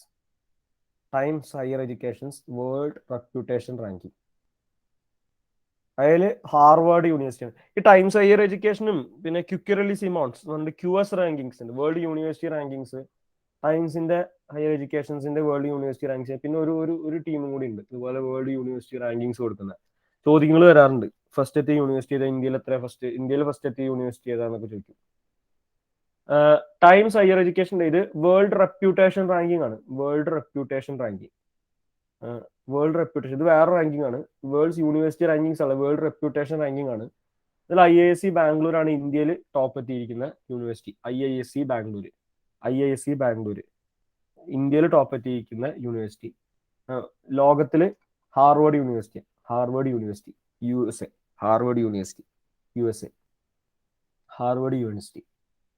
USA. പിന്നെ സ്റ്റേറ്റ് എനർജി എഫിഷ്യൻസി ഇൻഡെക്സ് ഓർത്ത് വയ്ക്കുക, ഇത് ഇമ്പോർട്ടൻ്റാ. സ്റ്റേറ്റ് എനർജി എഫിഷ്യൻസി ഇൻഡെക്സ് ഏത് സ്റ്റേറ്റ് ആണ് ഫസ്റ്റ് എത്തിയത്? കർണാടകയാണ് ഫസ്റ്റ്. സ്റ്റേറ്റ് എനർജി എഫിഷ്യൻസി ഇൻഡെക്സിൽ കർണാടകയാണ്. ബ്യൂറോ ഓഫ് എനർജി എഫിഷ്യൻസിയും alliance of for an energy efficient എക്കോണമിയും ഇവരാണ് ആ റാങ്കിങ് റിലീസ് ചെയ്തത്. കർണാടകയാണ് ഫസ്റ്റ്. സ്റ്റേറ്റ് എനർജി എഫിഷ്യന്റ് ഇൻഡെക്സിൽ കർണാടകയാണ് ഫസ്റ്റ്, ഓർത്ത് വയ്ക്കുക. പബ്ലിക് അഫയേഴ്സ് സെന്ററിന്റെ ranking, public affairs index 2021. Public affairs index കേരളയാണ് ടോപ്പ്. ഓക്കെ, ലാർജ് സ്റ്റേറ്റ്സ് കാറ്റഗറിയിലാണ് കേരള ടോപ്പ് പബ്ലിക് അഫയേഴ്സ് ഇൻഡെക്സിൽ. സ്മോൾ സ്റ്റേറ്റ് കാറ്റഗറിയിലോ? സ്മോൾ സ്റ്റേറ്റ് കാറ്റഗറിയിൽ സിക്കിമാണ്. ഓക്കെ, പബ്ലിക് അഫയേഴ്സ് ഇൻഡെക്സിൽ സ്മോൾ സ്റ്റേറ്റ് കാറ്റഗറിയിൽ സിക്കിമാണ്. യൂണിയൻ ടെറിട്ടറീസ് ആരാണ്? യൂണിയൻ ടെറിട്ടറീസ് അല്ല, പുതുച്ചേരിയാണ്. യൂണിയൻ ടെറിട്ടറിയിൽ പുതുച്ചേരിയാണ് first. TB free union territory ഏതാ ഇന്ത്യയിലെ first? TB free union territory Andaman and Nicobar ആണ്. അല്ല, ആൻഡമാൻ നിക്കോബാർ അല്ല. നമ്മുടെ അടുത്ത് കിടക്കുന്ന വേറൊരു അതുപോലെ തന്നെ ഒരു ദ്വീപാണ്, ലക്ഷദ്വീപാണ്. ഇന്ത്യ TB ഫ്രീ ആവുമെന്ന് പറയുന്ന ഏത് വർഷത്തോട് കൂടിയിട്ടാ? അത് ചോദ്യം വരാൻ സാധ്യതയുണ്ട്. ഇന്ത്യ TB ഫ്രീ ആവാൻ പോകുന്ന ഏത് വർഷത്തോട്? 30 അല്ല, അതിനോട് മുൻപാണ്. അതെ, 2025 ആണ്. ഇന്ത്യ TB ഫ്രീ ആവുന്നത് 2025 കൂടിയിട്ടാണ്.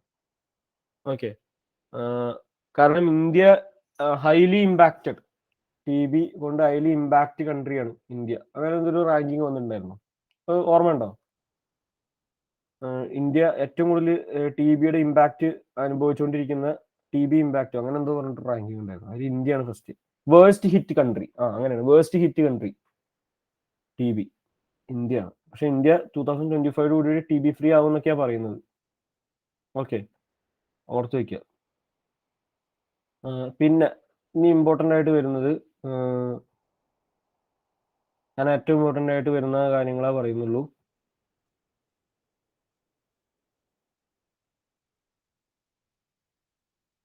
ഓക്കെ, UN-ന്റെ world metrological organisation head quarters ജനീവയിലാണ്. വേൾഡ് മെട്രോളജിക്കൽ ഓർഗനൈസേഷൻ അവർ പറയുന്നത് 5 മില്യൺ ആളുകൾ, 5 ബില്യൺ ആളുകളെ water scarcity, water shortage affect ചെയ്യുന്ന പറയുന്നത് 2050 കൂടിയിട്ട്. 2050 കൂടിയിട്ട്. എന്താ വെച്ചാൽ ഒരു റിപ്പോർട്ടർ ഉണ്ടായിരുന്നു, state of climate services 2021 water. ചോദിക്കും ഇത് ആരുടെ റിപ്പോർട്ടാന്ന് ചോദിക്കും. World metrological organisation. The state of climate services 2021 water. The state of climate services 2021 water. അത് വേൾഡ് മെട്രോളജിക്കൽ ഓർഗനൈസേഷന്റെ റിപ്പോർട്ടാണ്. 5 ബില്യൺ, ചിലപ്പോൾ ഇങ്ങനെയൊക്കെ ചോദ്യം വരാം, എത്ര അവരുടെ റിപ്പോർട്ട് പ്രകാരം എത്ര ആളുകളെയാണ് അഫക്റ്റ് ചെയ്യാൻ പോകുന്നത് വാട്ടർ ഷോർട്ടേജ്. 5 ബില്യൺ ആണ് 2050 കൂടിയിട്ട്, 2050 കൂടിയിട്ട് 5 ബില്യൺ ഓർത്ത് വയ്ക്കുക. 5 ബില്യൺ. യുനെസ്കോയുടെ ഹെഡ്ക്വാർട്ടേഴ്സ് എവിടെയാണ്? യുനെസ്കോയുടെ ഹെഡ്ക്വാർട്ടേഴ്സ് എവിടെ? യുനെസ്കോ ആലോചിച്ച് നോക്കൂ, യുനെസ്കോയുടെ ഹെഡ്ക്വാർട്ടേഴ്സ് എവിടെയാണ്? പാരീസ്. അതെ, യുനെസ്കോ പാരീസിലാണ്. UNDP, United Nations Development Programme, ന്യൂയോർക്കാണ്. United Nations Development Programme, New York. വേറൊരു ഇമ്പോർട്ടൻ്റ് ആയിട്ടുള്ള റിപ്പോർട്ട് ഉണ്ട്, international debt statistics 2022. International debt statistics 2022 ആരുടെ റിപ്പോർട്ടാണ്? International debt statistics. ഗസ് അടിക്കാവുന്നേ ഉള്ളൂ. International debt statistics 2022. World Health Organization അല്ല, വേൾഡ് ഡെറ്റ് ആണ്. ഡെപ്റ്റ്, DEBT. ഓക്കെ. വേൾഡ് ബാങ്കിന്റെ ആണ്. വേൾഡ് ബാങ്കിന്റെ ആണ്. ഓക്കെ. അവർ പറയുന്നത് ലോ ഇൻകം കൺട്രീസിന്റെ കടം 12% കൂടിയെന്നാ പറയുന്നത്. 12%ത്തിലേക്ക് കൂടിയെന്നാ പറയുന്നത്. $860 ബില്യൺ ആണ് അവരുടെ കടം എന്ന് പറയുന്നത്. $860 billion. $860 billion. 860 billion dollars. COVID-19 കാരണമാണ്. വേൾഡ് ബാങ്കിന്റെ റിപ്പോർട്ടാണ് ഓർത്ത് വെച്ചാൽ. ഇന്റർനാഷണൽ ഡെറ്റ് സ്റ്റാറ്റിസ്റ്റിക്സ് ചോദ്യം വരും. വേൾഡ് ബാങ്കിന്റെ റിപ്പോർട്ടാണ് ഇന്റർനാഷണൽ ഡെറ്റ് സ്റ്റാറ്റിസ്റ്റിക്സ്. ഓക്കെ. വേറൊരു സംഭവം ഉണ്ട്, ഗ്ലോബൽ ഫിനാൻഷ്യൽ സ്റ്റെബിലിറ്റി റിപ്പോർട്ട്. ആരുടെയാണ്? Global financial stability report. Global financial stability report. ഇത് IMFന്റെ ആണ്. IMFന്റെ ഗ്ലോബൽ ഫിനാൻഷ്യൽ സ്റ്റെബിലിറ്റി റിപ്പോർട്ട് IMFന്റെ ആണ്. ഓക്കെ. പിന്നെ നെറ്റ് സീറോ എമിഷൻ. ഇന്ത്യ ഏത് വർഷത്തോട് കൂടിയിട്ടാണ് നെറ്റ് സീറോ എമിഷൻ അച്ചീവ് ചെയ്യാൻ പോകുന്നത്? അതിപ്പോൾ അടുത്തൊരു റിപ്പോർട്ട് വന്നിട്ടുണ്ടായിരുന്നു. അതിൽ പറയുന്നത് ഇന്ത്യയുടെ സോളാർ കപ്പാസിറ്റി 5630 GW ഉയർത്തും എന്ന് പറയുന്നത്. ആ വർഷത്തോട് കൂടിയിട്ട് ഇന്ത്യ നെറ്റ് സീറോ എമിഷൻ ആവുമെന്ന് പറയുന്നത്. 5630 GW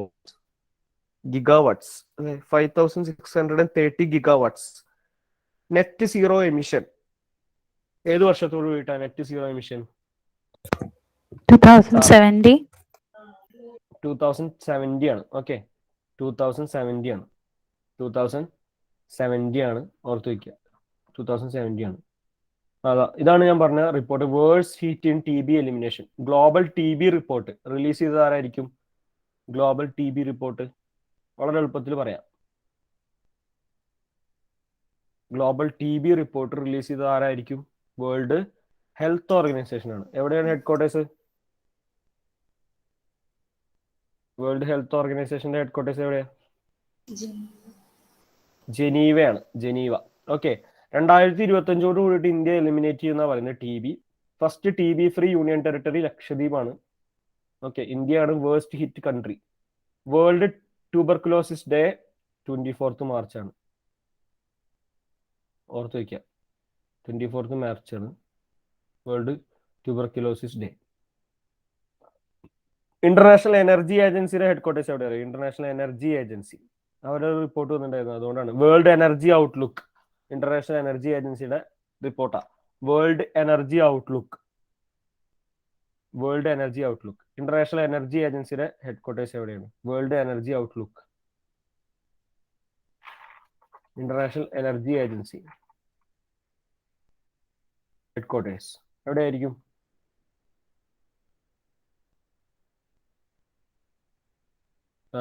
ഇന്റർനാഷണൽ എനർജി ഏജൻസിയുടെ headquarters പാരീസിലാണ്. Paris. Okay.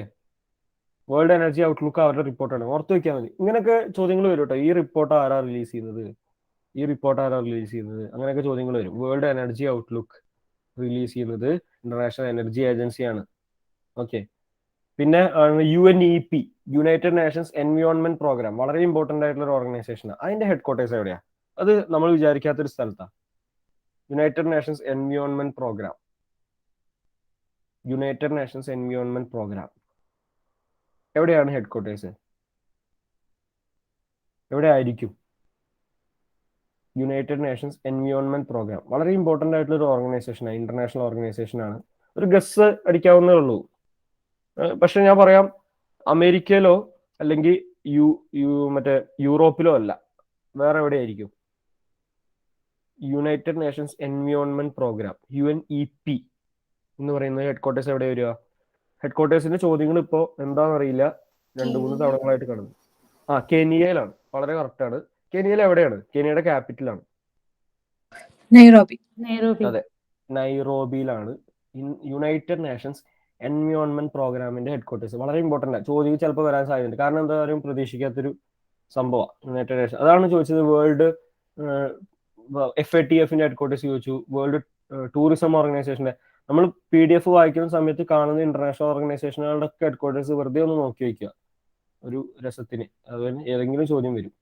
World metrological organization, നേരത്തെ പറഞ്ഞു, വേൾഡ് മെട്രോളജിക്കൽ ഓർഗനൈസേഷൻ ജനീവയിലാണ്. മെട്രോളജിക്കൽ ഓർഗനൈസേഷൻ, ഓക്കെ, ജനീവയിലാണ് ഹെഡ് ക്വാർട്ടേഴ്സ്, ജനീവ.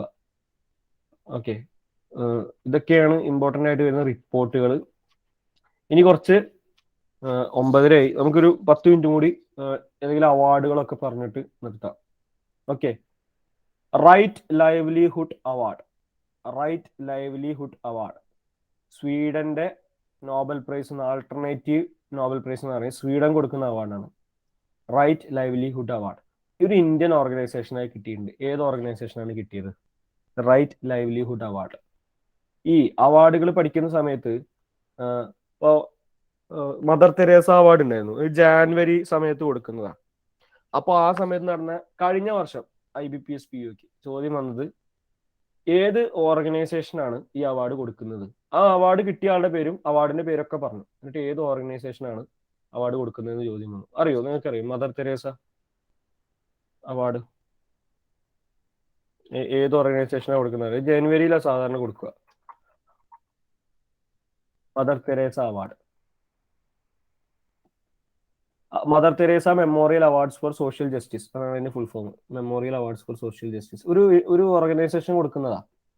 എല്ലാ വർഷവും ഡിസംബർ, ജാനുവരി ആ സമയത്താണ് കൊടുക്കുക. ഡിസംബർ ലാസ്റ്റിലാണ് മറ്റേ കൊടുക്കുക. ഇത്തവണത്തെ കൊടുത്തിട്ടില്ല, ഇനിയിപ്പോൾ കൊടുക്കും. ആരാണ് കൊടുക്കുന്നത്? ആ ചോദ്യം ചോദിച്ചു കഴിഞ്ഞ തവണ. ഹാർമണി ഫൗണ്ടേഷൻ എന്ന് പറഞ്ഞിട്ടുള്ള ഒരു ഓർഗനൈസേഷനാണ് കൊടുക്കുന്നത്, ഹാർമണി ഫൗണ്ടേഷൻ.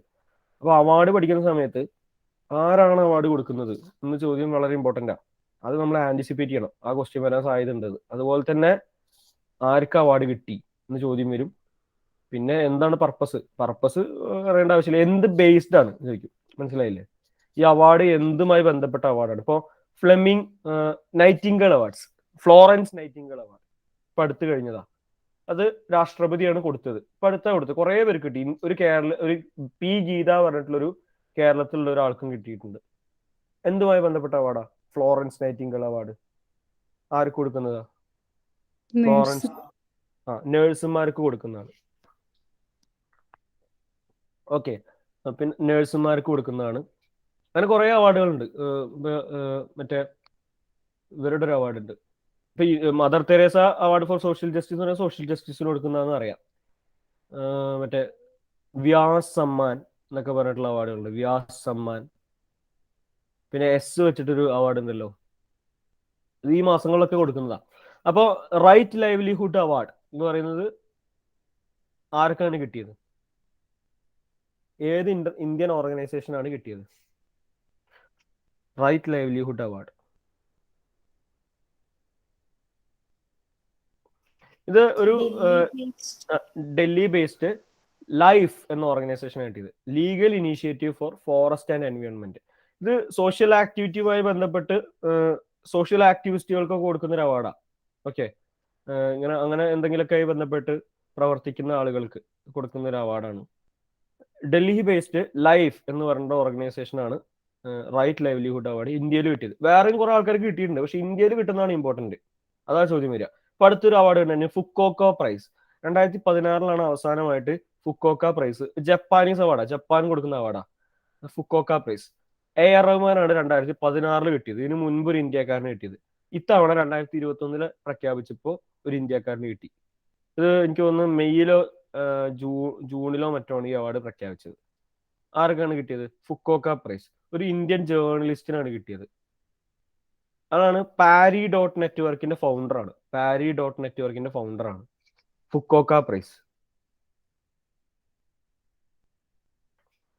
വളരെ പ്രശസ്തനായിട്ടുള്ള ഒരു ഇന്ത്യൻ ജേർണലിസ്റ്റ് ആണ്.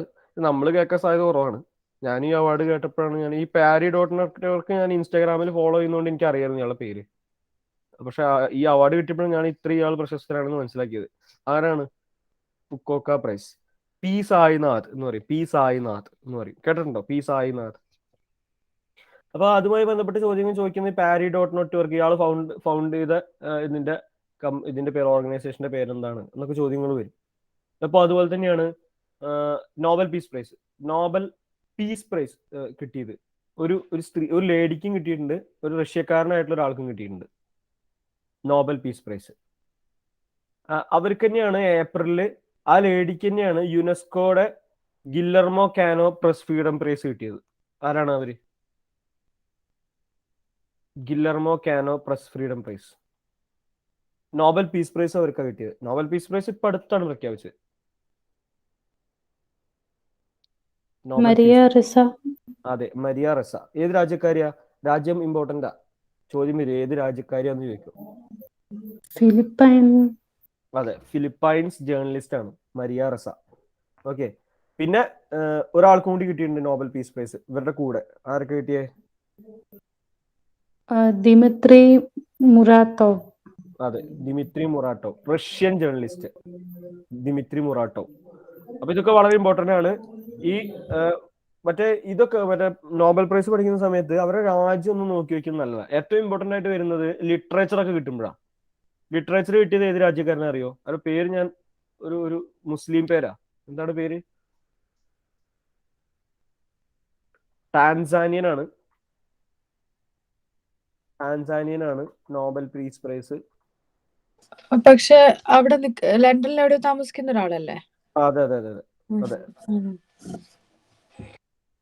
നോബൽ പീസ് പ്രൈസ് അല്ല, literature, Nobel literature prize. Abdul Razak Gurnah. അതെ, അബ്ദുൾ റസാഖ് ഗുർണ എന്നാണ് അവരുടെ പേര്. ടാൻസാനിയൻ നോവലിസ്റ്റ് ആണ്. പക്ഷെ ആള് ലണ്ടനിൽ എവിടെയൊക്കെയാണ് താമസിക്കുന്നത് അല്ലേ? പക്ഷെ ആള് ടാൻസാനിയൻ ആയിട്ടാണ് അറിയപ്പെടുന്നത് കേട്ടോ. ടാൻസാനിയ എന്ന് പറഞ്ഞിട്ട് ന്യൂസ് ഒക്കെ എടുക്കുന്നത്. ഇപ്പൊ അൽ ജസീറയുടെ ന്യൂസ്, ഇപ്പൊ BBC-യുടെ ഒക്കെ ന്യൂസ് ഞാൻ അങ്ങനെ നോക്കിയപ്പോ ടാൻസാനിയൻ നോവലിസ്റ്റ് എന്ന് പറഞ്ഞിട്ടാണ് കൊടുത്തിരിക്കുന്നത്. അപ്പോൾ ചോദ്യം അങ്ങനെ വരും. ന്യൂസുമായി ബന്ധപ്പെട്ട ക്വസ്റ്റ്യൻ വരിക. ന്യൂസിൽ എന്താ പറയുന്നത് അതുപോലെ തന്നെ വരിക. ഓക്കെ. അപ്പോ ലൈഫ് എന്ന് പറഞ്ഞ ഓർഗനൈസേഷൻ ആണ് legal initiative for forest and environment. Swedish അവാർഡാണ്, സ്വീഡന്റെ അവാർഡാണ്. എന്താണ്? Right livelihood award. വളരെ ഇമ്പോർട്ടന്റ് ആണ്, ഓർത്ത് വെക്കുക. ഓക്കെ. ലൈഫ് ഓർഗനൈസേഷൻ 2005 തുടങ്ങിയാണ്. നമ്മൾ നേരത്തെ പറഞ്ഞ ഫോർബ്സിന്റെ ഇന്ത്യ റിച്ച് ലിസ്റ്റിൽ ഫസ്റ്റ് മുകേഷ് അംബാനിയാണ്. അതുപോലെ തന്നെ ഹൂറൂൺ ഇന്ത്യ റിച്ച് ലിസ്റ്റ് ഉണ്ട്, അതിലും മുകേഷ് അംബാനി തന്നെയാണ് first. Hurun India rich list അതിലും മുകേഷ് അംബാനിയാണ് ഫസ്റ്റ്. പക്ഷേ Bloomberg billionaire index, world's richest person, Jeff Bezos ആയിരുന്നു ഇത്രയും കാലം ഉണ്ടായിരുന്നത്. കാരണം ജെഫ് ബെസോസ് ആമസോണിന്റെ CEO ആയിരുന്നു. പക്ഷെ ആള് സ്റ്റെപ്പ് ഡൗൺ ചെയ്തു. ഇപ്പൊ ആരാ ആമസോണിന്റെ CEO? ആരാണ് പുതിയ CEO? ജൂലൈയിലാണ് മാറിയത്. ആൻഡി ജെസി. അതെ, ആൻഡി ജെസി ആണ് പുതിയ CEO of Amazon, new CEO of Amazon. അപ്പൊ അതുകൊണ്ട് ജെഫ് ബെസോസ് എന്താണ്, സ്വാഭാവികമായിട്ടും ശതകോടീശ്വരന്മാരുടെ ലിസ്റ്റിൽ ഒന്ന് പിന്നോട്ട് വരും. ഇപ്പൊ ആരാണ് ഫസ്റ്റ്? Bloomberg billionaire index. വളരെ ഇമ്പോർട്ടന്റ് ആട്ടാ. ഏത് കമ്പനിയുടെയാണ്? ബ്ലൂംബർഗിന്റെ ബില്യണയർ ഇൻഡെക്സ്. അതിൽ ഫസ്റ്റ് ആരാണ്? World's richest person. Bloomberg billionaire index. World's richest person Elon Musk ആണ്. എലോൺ മസ്ക് ഓർത്ത് വെക്കുക. എലോൺ മസ്ക് ഏത് കമ്പനിയുടെ ഹെഡാണ്? CEO ആണ്. ടെസ്ല. അതെ, ടെസ്ല. കഴിഞ്ഞ SBI ക്ലർക്ക് മെയിൻസ് 2020 ഒക്ടോബർ 31 നടന്ന എക്സാമിന് ടെസ്ലയുടെ ഹെഡ് ആരാന്നുള്ള ഒരു ചോദ്യം വന്നിട്ടുണ്ടായിരുന്നു. ടെസ്ലയുടെ ഹെഡ് ആരാണ്? അപ്പൊ അങ്ങനെയൊക്കെ ചോദ്യം വരും. ഇപ്പോഴത്തെ ആമസോണിന്റെ ഹെഡ് ആരാണ്, CEO ആരാന്ന് ചോദ്യം വരും. അപ്പൊ നമ്മൾ ജെഫ് ബസോസ് അടിക്കരുത്, ആൻഡി ജെസി അടിക്കണം. Andy Jassy. Okay, Jeff Bezos അല്ല, ആൻഡി ജെസി. മാറി, അതുകൊണ്ടാണ്. ടെസ്ലയുടെ ഹെഡ് ആരാന്ന് അങ്ങനത്തെ ചോദ്യം വന്നു. പിന്നെ നോബൽ പ്രൈസ് ഇൻ മെഡിസിൻ കിട്ടിയത് 2 പേർക്കാണ്. 2 പേരും അമേരിക്കൻ സയന്റിസ്റ്റുകളാണ്, ഡേവിഡ് ജൂലിയസ് ആൻഡ് ആർഡേം പട്ടാപ്പൂട്ടിയാൻ. പേരോട് എന്തായാലും നോബൽ പ്രൈസ് നിങ്ങൾ എന്തായാലും ഒന്ന് സെർച്ച് ചെയ്ത് നോക്കുക എക്സാമിന് മുൻപ്. അവരുടെ രാജ്യം നോക്കുക, എല്ലാ വിഭാഗത്തിലുള്ള നോബൽ പ്രൈസും ഒന്ന് നോക്കുക. വളരെ ഇമ്പോർട്ടൻ്റ് ആയിട്ടുള്ള അവാർഡ്. അതുകൊണ്ട് ചിലപ്പോൾ ഡയറക്റ്റ് ക്വസ്റ്റ്യൻ ചോദിക്കും, വെറുതെ ഒരു മാർക്ക് കളയേണ്ട നമ്മളെ. ഡേവിഡ് ജൂലിയസും Ardem Patapoutian. David Julius and Ardem Patapoutian. Nobel prize in physics കിട്ടിയത് സ്യൂക്കുറോ മനാബെ, ജാപ്പാനീസ് ആണ്. ക്ലോസ് ഹാസൽമാൻ, ജർമ്മനിയാണ്. ജിയോർജിയോ പാരീസി, ഇറ്റലിയാണ്. Giorgio Parisi, Klaus Hasselmann and Syukuro Manabe. Okay. വേറൊരു ഇമ്പോർട്ടൻ്റ് ആയിട്ടൊരു അവാർഡ് ഉണ്ട്. യുണൈറ്റഡ് നേഷൻസ് ഹ്യൂമൻ HCR എന്നാണ്. United Nations human എന്തായിരുന്നു HCRന്റെ പേര്? Nansen refugee high commission. United Nations high commission for refugees. Human അല്ല, ഹൈ കമ്മീഷണർ ഫോർ റെഫ്യൂജീസ്. ജനീവയാണ് head quarters. UNHCR എന്ന് പറയും. ജനീവയാണ് ഹെഡ് ക്വാർട്ടേഴ്സ്. അതിന്റെ നാൻസൺ റെഫ്യൂജി പ്രൈസ് ഉണ്ട്. നാൻസൺ റെഫ്യൂജി അവാർഡ് വളരെ ഇമ്പോർട്ടൻ്റ് ആയിട്ടുള്ള അവാർഡാണ്. ആർക്കാണ് കിട്ടിയത്? അത് ഏത് ഓർഗനൈസേഷനാണ് കിട്ടിയത്? United Nations UNHCR high commission for refugees. UNHCR Nansen refugee award. Jeel Albena. അതെ, ജീൽ അൽബേന എന്ന് പറഞ്ഞിട്ടുള്ളൊരു യമനീസ് ഹ്യൂമാനിറ്റേറിയൻ ഓർഗനൈസേഷൻ ആണ്. Jeel Albena association for humanitarian development ആണ് എന്റെ full form. Short form JAAHD. Okay. Jeel Albena ഓർത്ത് വയ്ക്കുക. Gene അൽബേന. അമീൻ ജുബ്രാൻ എന്ന് പറയുന്ന ആളാണ് ഇതിന്റെ ഫൗണ്ടർ. അമീൻ ജുബ്രാൻ. ചിലപ്പോൾ ഇതിന്റെ ഫൗണ്ടർ ആരാന്ന് ചോദിക്കും. ഇത് വളരെ ഇമ്പോർട്ടൻ്റ് ആയിട്ടുള്ള അവാർഡാണ്. UNHCR Nansen refugee prize. Amin Jubran, Jeel Albena. Okay. Nobel prize in chemistry 2 പേർക്കാണ് കിട്ടിയത്. Nobel prize in chemistry Benjamin List and David MacMillan. Benjamin List German ആണ്, ഡേവിഡ് മാക്മിലൻ ബ്രിട്ടീഷ് ആണ്. Benjamin List and David MacMillan. Okay. പിന്നെ Lasker awards എന്ന് പറഞ്ഞിട്ടൊരു award കൊടുത്തിട്ടുണ്ടായിരുന്നു. അത് biomedical റിസർച്ചിന് കൊടുക്കുന്ന US-ന്റെ അവാർഡാണ്. ജസ്റ്റ് ഒന്ന് ഓർത്ത് വെച്ചാൽ മതി, അത്ര ഇമ്പോർട്ടൻ്റ് അല്ല. ഓക്കെ. വേറെ ഇമ്പോർട്ടൻ്റ് ആയിട്ടുള്ള അവാർഡ് ഇന്റർനാഷണൽ ഹോക്കി ഫെഡറേഷന്റെ ഹോക്കി സ്റ്റാർ അവാർഡ്സ്. ഇതെന്താന്ന് വെച്ചാല് ഇത് എല്ലാ ഇന്ത്യക്കാർക്കാണ് കിട്ടിയത്. മെയിൻ അവാർഡ്സ് ഒക്കെ ഇന്ത്യക്കാർക്ക് കിട്ടിയത്. Player of the year award ആരാണ്? Player of the year award Harmanpreet Singh. ഇത് ഇന്ത്യക്കാർക്ക് കൊടുത്തോണ്ട് ബെൽജിയം തെറ്റിപ്പോവുകയൊക്കെ ചെയ്തു. അങ്ങനെയൊക്കെ ഒരു ന്യൂസ് ഒക്കെ ഉണ്ടായിരുന്നു. അതെ, ബെൽജിയക്കാർ പ്രശ്നമാക്കുകയൊക്കെ ചെയ്തു. ഹർമൻപ്രീത് സിംഗ് ആണ്. വുമൻസ് കാറ്റഗറിയിൽ ആരാപ്പോ? മെൻസ് കാറ്റഗറിയിൽ player of the year award Harmanpreet Singh. Women's കാറ്റഗറിയിൽ ഗുർജിത് കൗർ. ഓക്കെ. അതെ, ഗുർജീത് കൗർ. ഓർത്ത് വയ്ക്കട്ടോ. Hockey star awards international hockey ഫെഡറേഷന്റെ അവാർഡാണ്. ഇന്റർനാഷണൽ അവാർഡാണ്, അതുകൊണ്ട് ചോദ്യം വരും. ഓക്കെ. അപ്പോൾ Harmanpreet Singh, Gurjeet Kaur. Goalkeeper of the year അവാർഡും PR ശ്രീജേഷിനാണ്. അതെ. സവിത പൂനിയ വുമൻസിന്റെ കാറ്റഗറി. ഇതാണ് ഇമ്പോർട്ടൻ്റ് ആയിട്ട് വരുന്ന 2-3 award. Savita Punia. Okay. Abdul Razak Gurnah, Tanzanian novelist. Nobel prize in literature. താൻസാനിയയിലാണ് അബ്ദുൾ റസാഖ് ഗുർണ. മറിയ റസയുടെയും ദിമിത്രി മുറാത്തോവിന്റെയും കാര്യം നമ്മൾ പറഞ്ഞു. Okay. Economic science. Nobel prize in economic science. എന്തായാലും നോബൽ പ്രൈസ് നിങ്ങൾ ഓർത്ത് വെക്കുക. നമുക്കിപ്പോ പറഞ്ഞു കഴിഞ്ഞാൽ ഓർത്ത് വെക്കൊന്നുമില്ല. പക്ഷെ നമ്മൾ ജസ്റ്റ് ഒന്ന് ആ എക്സാമിന് മുൻപ് ഒന്ന് നോക്കിപ്പോയാൽ മതി. David Card, Joshua D Angrist, Guido W Imbens. Nobel prize in economic science. David Card, Joshua D Angrist and Guido W Imbens. Riksbank prize എന്നറിയപ്പെടും കേട്ടോ. എക്കണോമിക് സയൻസിനെ സ്വൈശ്വരജസ് റിക്സ് ബാങ്ക് പ്രൈസ് എന്ന് ഓർത്ത് വെച്ചാൽ. റിക്സ് ബാങ്ക് പ്രൈസ് എന്നും alternative ആയിട്ട് name ഉണ്ട്. റിക്സ് ബാങ്ക് പ്രൈസ് ഓർത്ത് വെച്ചാൽ മതി. Riksbank prize. ഓക്കെ. ഈ നോബൽ പീസ് പ്രൈസ് കൊടുക്കുന്നത് സ്വീഡിഷ് അക്കാഡമി അല്ല. ആരാ കൊടുക്കുന്നത്? നോബൽ പീസ് പ്രൈസ് കൊടുക്കുന്നത് നോർവീജിയൻ നോബൽ കമ്മിറ്റിയാണ്. അതൊന്ന് ഓർത്ത് വയ്ക്കുക. കാരണം എന്താ വെച്ചാൽ നേരത്തെ പറഞ്ഞ റൈറ്റ് ലൈവ്ലിഹുഡ് അവാർഡ് ഒരു ആൾട്ടർനേറ്റീവ് നോബൽ പ്രൈസാണ് സ്വീഡിഷ് അക്കാഡമി കൊടുക്കുന്നത്. സ്വീഡിഷ് അക്കാഡമി അല്ല, സ്വീഡൻ കൊടുക്കുന്നത്. അത് അതുകൊണ്ടാണ് കൊടുക്കുന്നത്. നോർവീജിയൻ നോബൽ കമ്മിറ്റിയാണ് നോബൽ പീസ് പ്രൈസ് കൊടുക്കുന്നത്. നോർവീജിയൻ നോബൽ കമ്മിറ്റിയാണ് നോബൽ പീസ് പ്രൈസ് കൊടുക്കുന്നത്. ഓക്കെ, നോബൽ പീസ് പ്രൈസ് കൊടുക്കുന്നത് വ്യത്യാസമുണ്ട്. ഓക്കെ, ഒരു ഇമ്പോർട്ടന്റ് അവാർഡ് കൂടി ഉണ്ട്. ആ അവാർഡ് കൂടി പറഞ്ഞ് നമുക്ക് നിർത്താം. ബാക്കി അവാർഡുകൾ നമുക്ക് അടുത്ത ക്ലാസ്സിൽ പറയാം. ഓക്കെ, മടുക്കും അല്ലെങ്കിൽ. Okay, Lal Bahadur Shastri national award for excellence വളരെ ഇമ്പോർട്ടന്റ് അവാർഡാണ്. ആർക്ക് കിട്ടിയത്? Lal Bahadur Shastri national award for excellence എയിംസിന്റെ ചീഫായിട്ടുള്ള രൺദീപ് ഗുലേരിയക്കാണ് കിട്ടിയത്. ഡോക്ടർ രൺദീപ് ഗുലേരിയ. ഞാൻ ഇപ്പോഴുള്ള ഒരു ക്വസ്റ്റ്യൻ കൂടി ചോദിക്കാം. ഇതിന് മുന്നത്തെ ഒരു ക്വസ്റ്റ്യനാണ്. ഇതിന് മുന്നത്തെ വന്നൊരു അവാർഡാണ് ലോക്മാന്യ തിലക് അവാർഡ്. ആർക്കാ കിട്ടിയത് അറിയോ? വളരെ ഇമ്പോർട്ടൻ്റ് ആണ്. Lokmanya Tilak award chairman of Serum Institute of India. ആൾക്കാർ കിട്ടിയത് ആരാണ്? ലോക്മാന്യ തിലക് അവാർഡ്. സൈറസ് പൂനാവാല. അതെ, ഡോക്ടർ സൈറസ് പൂനാവാല. ശ്രദ്ധിക്കേണ്ട കാര്യം, സിറം ഇൻസ്റ്റിറ്റ്യൂട്ട് ഓഫ് ഇന്ത്യയുടെ ചെയർമാൻ സൈറസ് പൂനാവാലയാണ്. സിഇഒ മകനാണ്. മകന്റെ പേരെന്താ? അഡാർ പൂനാവാല. ഫോർച്യൂൺ മാഗസിന്റെ വേൾഡ്സ് 50 ഗ്രേറ്റസ്റ്റ് ലീഡേഴ്സ് എന്ന് പറഞ്ഞിട്ട് ലിസ്റ്റ് വന്നിട്ടുണ്ടായിരുന്നു.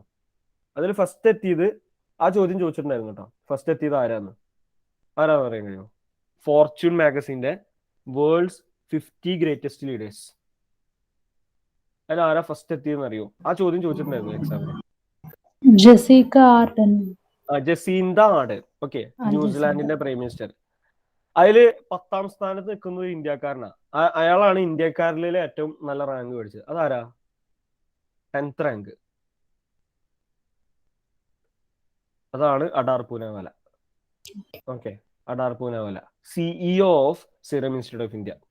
അപ്പോൾ കുറെ കാര്യങ്ങൾ നമ്മൾ ഡിസ്കസ് ചെയ്ത് പോയിട്ടുണ്ട്. ഇനി ബാക്കി ഇപ്പോൾ ഒരു 200 പേജസ് വരെ എത്തി നമ്മൾ ഒക്ടോബറിലെ PDF. ഓർമ്മ ഉണ്ടാവുന്ന വിചാരിക്കുന്ന കുറെ കാര്യങ്ങളൊക്കെ ജസ്റ്റ് ഇങ്ങനെ വായിച്ചു പോവുക. ക്വസ്റ്റ്യൻസ് ആൻറ്റിസിപ്പേറ്റ് ചെയ്യുക. ഇന്ന ക്വസ്റ്റ്യൻസ് ചോദിക്കാൻ സാധ്യത ഉണ്ടായിരിക്കും എന്ന് ആൻറ്റിസിപ്പേറ്റ് ചെയ്യുക. അതിന് വരാവുന്ന കാര്യങ്ങൾ നമ്മൾ എന്ത് ചെയ്യുക? ഗൂഗിൾ ചെയ്ത് നോക്കുക. അങ്ങനെയൊക്കെ ചെയ്ത് നോക്കിയിട്ട് ഹെഡ് ക്വാർട്ടേഴ്സുകൾ നോക്കുക. പ്രീവിയസ് ഇയർ ക്വസ്റ്റ്യൻസ്, അതായത് പ്രീവിയസ് ഇയർ അല്ല, റീസെന്റ് ടൈംസിൽ നടന്ന എക്സാമുകളുണ്ട്. ഇപ്പോൾ അടുത്ത് ന്യൂ ഇന്ത്യയുടെ മെയിൻസ് നടന്നിട്ടുണ്ടായിരുന്നു. അതുപോലെ വേറെ എന്തോ ഒരു നടന്നിട്ടുണ്ടായിരുന്നു, നബാർഡ് നടന്നിട്ടുണ്ടായിരുന്നു, SBI ക്ലർക്ക്, പിന്നെ ഏതാണ് നടന്നത്, അതിൻ്റെ ഒപ്പം ഒരു നടന്നിട്ടുണ്ടായിരുന്നല്ലോ, അതൊക്കെ നടന്നിട്ടുണ്ടായിരുന്നു. അപ്പൊ അതിനൊക്കെ ചോദിച്ച ക്വസ്റ്റ്യൻസ് ഒക്കെ ഒന്ന് ജസ്റ്റ് ഒന്ന് വെറുതെ ഡൗട്ട് തോന്നുകയാണെങ്കിൽ അതൊക്കെ ഒന്ന് എടുത്ത് നോക്കുക. ഇങ്ങനെയൊക്കെ ആയിരിക്കും ചോദ്യം വരിക എന്നുള്ളത്. അപ്പോൾ ഒരു ഇൻഫർമേഷൻ കാണുന്ന സമയത്ത്, ഒരു ന്യൂസ് കാണുന്ന സമയത്ത് നമുക്ക് കുറേയൊക്കെ നമുക്ക് പറയാൻ കഴിയും. മാക്സിമം എത്ര ഇൻ ഡെപ്ത് നോളജ്, എത്രത്തോളം നിങ്ങൾ ഡീപ്പായിട്ട് നോക്കുന്നുണ്ടോന്നാണ് അവർ നോക്കുന്നത്. അതിനാണ് അങ്ങനെ ക്വസ്റ്റ്യൻസ് ഇടുന്നത്. അപ്പൊ അധികം ക്വസ്റ്റ്യൻസ് ഡയറക്റ്റ് ആയിട്ട് ക്വസ്റ്റ്യൻ ആയിട്ട് ചോദിക്കില്ല ചെയ്യുക. എന്താണ് നമ്മുടെ ഈ ഫിൽ ഇൻ ദ ബ്ലാങ്ക്സ് പോലെ കൊടുക്കുന്നത്. ചില ക്വസ്റ്റ്യൻസ് ഒക്കെ കണ്ടിട്ടുണ്ടായിരിക്കും. Dash selected as the dash എന്ന് പറഞ്ഞിട്ട് ഇങ്ങനെ കൊടുക്കും. ഡാഷ് അക്കാഡമി ഡാഷ് ഇങ്ങനെ വരിക. ഇപ്പൊ ഞാൻ നേരത്തെ പറഞ്ഞു കഴിഞ്ഞാൽ നോബൽ പീസ് പ്രൈസ് കൊടുക്കുന്നത് നോർവീജിയൻ നോബൽ കമ്മിറ്റിയാണ്. അങ്ങനെ കൊടുക്കുക. Dash presented Nobel peace prize for Maria Ressa and Dmitry Muratov എന്ന് പറഞ്ഞിട്ട് ഇങ്ങനെ കൊടുക്കും. അപ്പൊ അത് ആര് കൊടുത്തു? അപ്പൊ സ്വീഡിഷ് അക്കാഡമിയിൽ നിന്ന് താഴ്ത്ത് കാണുമ്പോൾ എല്ലാവരും സ്വീഡിഷ് അക്കാഡമി അടിക്കുക. അത് അടിക്കരുത്. കാരണം മറ്റുള്ള അവാർഡുകൾ കൊടുക്കുന്ന സ്വീഡിഷ് അക്കാഡമി. പീസ് പ്രൈസ് കൊടുക്കുന്ന ആരാണ്? വ്യത്യാസമുണ്ട്. നോർവീജിയൻ നോബൽ കമ്മിറ്റിയാണ്. അപ്പൊ അതാണ് വ്യത്യാസം വരുന്നത്. അപ്പൊ ആ ഒരു ഇൻഫർമേഷൻ നമ്മൾ ഇമ്പോർട്ടന്റ് ആണെന്ന് മനസ്സിലാക്കണം. ഓക്കെ, അപ്പൊ നമുക്ക് നെക്സ്റ്റ് ക്ലാസ് കാണാം. നെക്സ്റ്റ് ക്ലാസ് ഞാൻ നാളെ എനിക്ക് വൈകിട്ട് വേറെ ക്ലാസ് ഉണ്ടായിരുന്നു. 2 to 4 പറ്റുമോ എല്ലാവർക്കും? ഞാൻ ഗ്രൂപ്പിൽ ചോദിച്ചു നോക്കാം. Okay sir. ഓക്കെ, എന്നാ ശരി. Good night. Good night sir.